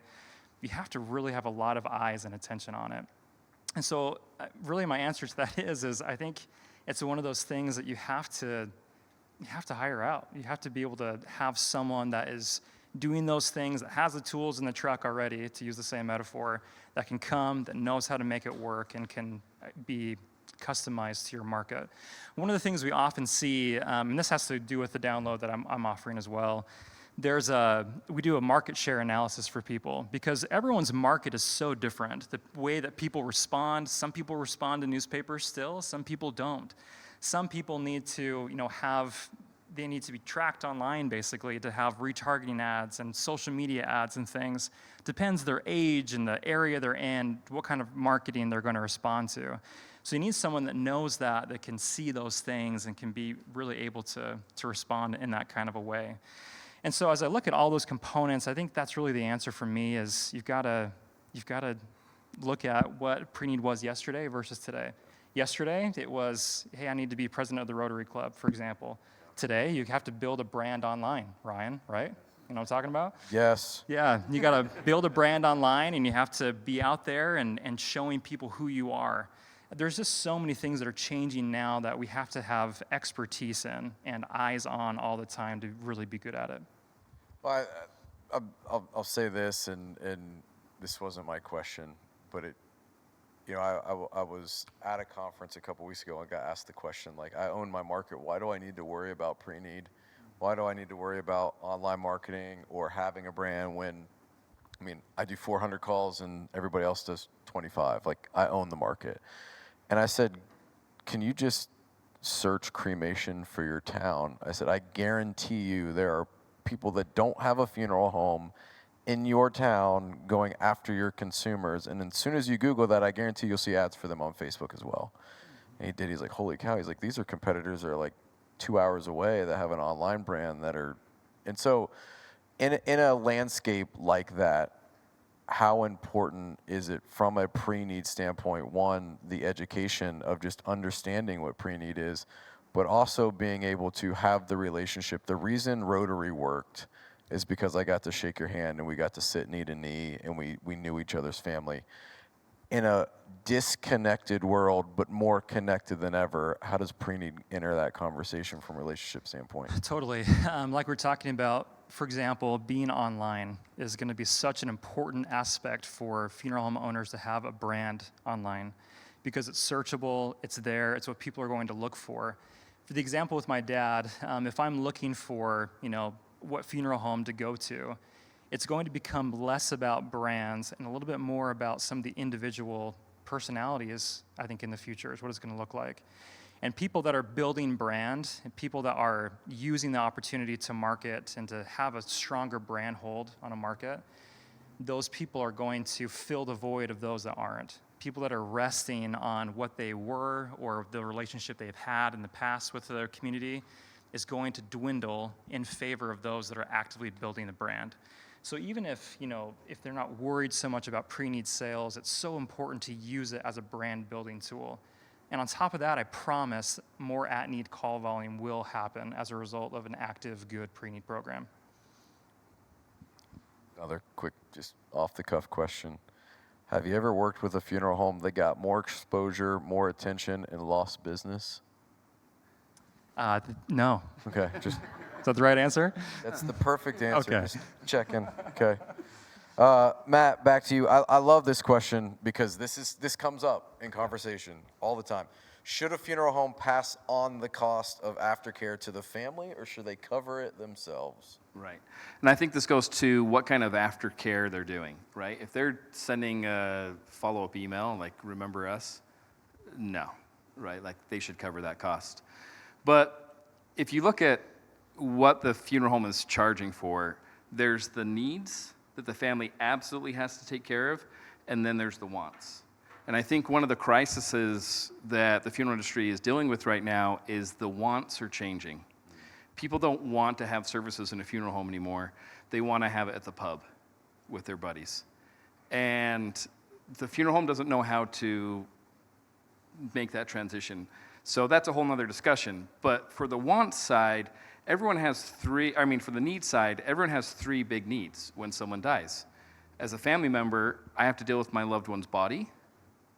I have to figure out some way to still connect with them and connect with the community, connect with my family. And I have to deal with all their personal affairs. And if you look at those three needs, what percentage of the funeral home bill is dealing with that body? A big percentage. If I'm paying for an $8,000 or $10,000 funeral, I'm buying a casket for that body, I'm doing maybe a burial or a cremation for that body, I'm having a viewing, I'm doing embalming. A lot of my percentage of what that family pays is dealing with that first big need. The second need varies. That loss of connection, I might be wanting a lot of memorial products, maybe want services, maybe I don't want that. It's more of a direct cremation or direct burial situation, and I'm not asking for that, but it can be a very big percentage. But what percentage of your invoice that you're sending to that family is helping them deal with all those next steps, which every family has? I don't care what age that person was, I don't care whether they're rich or poor or famous or not famous, whatever that is, all of the things that person's life touched now has to be addressed by those family members. And adding $100 to your invoice, which might be 1% of your invoice, yes, you should not cover that cost. It should be something you bill for, and because the average family is going to see so much value. We had a funeral home down in Texas who was charging families for their aftercare. It was part of their service fee. They interviewed 50 of their families and said, if you had to pay for that service, what would you have expected to pay? And the average came back at $750. So them raising their prices $100 to give that to every family, the families are then seeing $750 worth of value. That was almost 10 years ago, right? And so because having a one-on-one helped me get all of the benefits, get the last payment from my Social Security I didn't even know I could get. I mean, so many different things. So they should bill for that. Obviously, if it's just a follow-up like a card program, I think that's hard to put in there. It has to kind of come out of overhead. But this is a need that families have. It should be part of every funeral home offering, some kind of support, because it is one of the 3 needs they have. And then we start talking about the wants and things like that. How long should an aftercare program last? When does aftercare stop? Good question. So I think it's, you have the exponential curve this way. It's going to be just reverse of that. I think aftercare is going to be really heavy at the beginning. In those first 2 months, that is when everything is hitting, and they do not want to feel alone. And then from that, it really needs to turn into a brand relationship, right? Like what you guys are both talking about. I had such a great experience with that funeral home. I still want to support them, but I honestly don't want to get a text message from my funeral home 2 years after my dad. Mm-hmm. Like my dad passed away. I don't want to hear from Lindquist. They were wonderful. I don't want to hear from them right now because I don't, right? And so it was great having that support at the beginning, but at some point, I can still follow their brand. Like Lindquist is the mortuary that took care of my dad. Wonderful, wonderful funeral home. I follow them on Facebook, right? I have a relationship with them, but I don't want a personal contact. I don't need it anymore. Yeah, it's good. It's good. Okay. Any parting words, Aaron? Whoa. I want to thank your daughter, actually. Thank you. That was such a cool thing she did for all of us today. Yeah. I felt energized in the panel, just like she prayed for. Oh, I know, I love that. Yeah, I appreciate what you're doing, Matt. I think it's a really important work, aftercare for families. As I get a little bit closer into this for myself personally, like I mentioned with my parents, it's such a special work I think that all of us do, to be able to deal with the healing of people, to be able to work to help people to heal and to feel better. And the fact that we're all out here grinding to build our businesses and to help people, I think is such a valiant effort. I just want to thank all of you for that. Very cool. Matt, anything? Yeah, I was really intrigued by the technology panel this morning. You just create such good content, no matter what it is.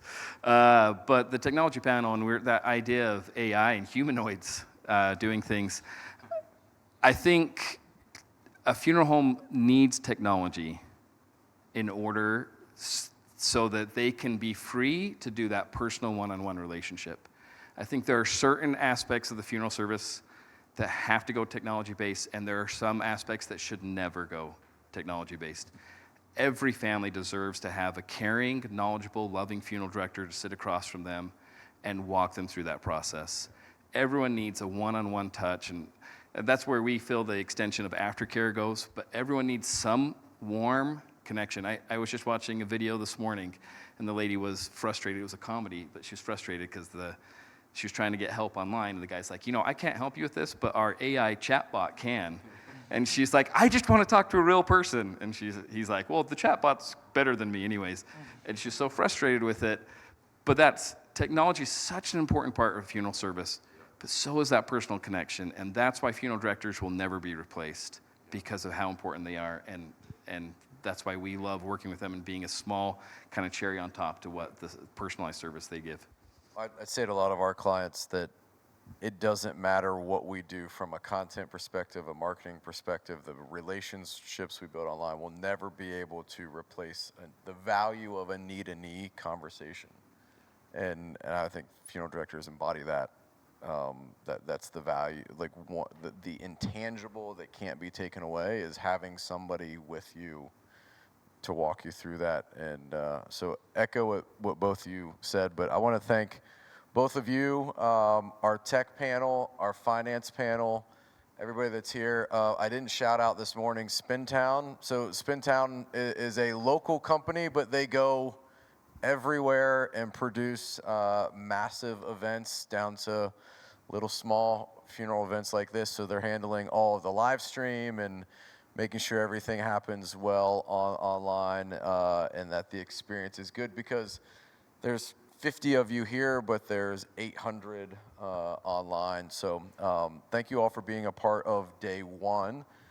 If you are in the room, make sure you get all of your swag from the swag table. There are luggage scales, and there are, Chris and I will talk a little bit about it more tomorrow, but some custom Sepio unconference limited edition socks. You will have a chance to register tomorrow to get a free pair. Sepio's just gonna start launching socks and mailing socks and drones and pigeon delivering socks. So you can get a free pair for those of you watching online. Make sure you're attending tomorrow as well, and you'll get the link to be able to get your pair of unconference Sepio socks in the colors of Tukios, which is our title sponsor, and Disrupt colors as well. Just happens to be the same, which is great for us. We can draft off of that. So it really is like putting an event like this on, whether it's in person or it is online like it has been the last 3 years. It's a collective partnership with everybody. There are, I think, 18 companies like a part of this that are on panels, but when we combine the staff that, I mean, I don't know how many people were on the mailing list where I got to send out like all the information to the panelists. We've got other employees of those companies in here. It is a collaborative team effort, a lot of moving parts. So I'm going to run down just real quick our title sponsor, Tukios. Our featured sponsors are C&J Financial,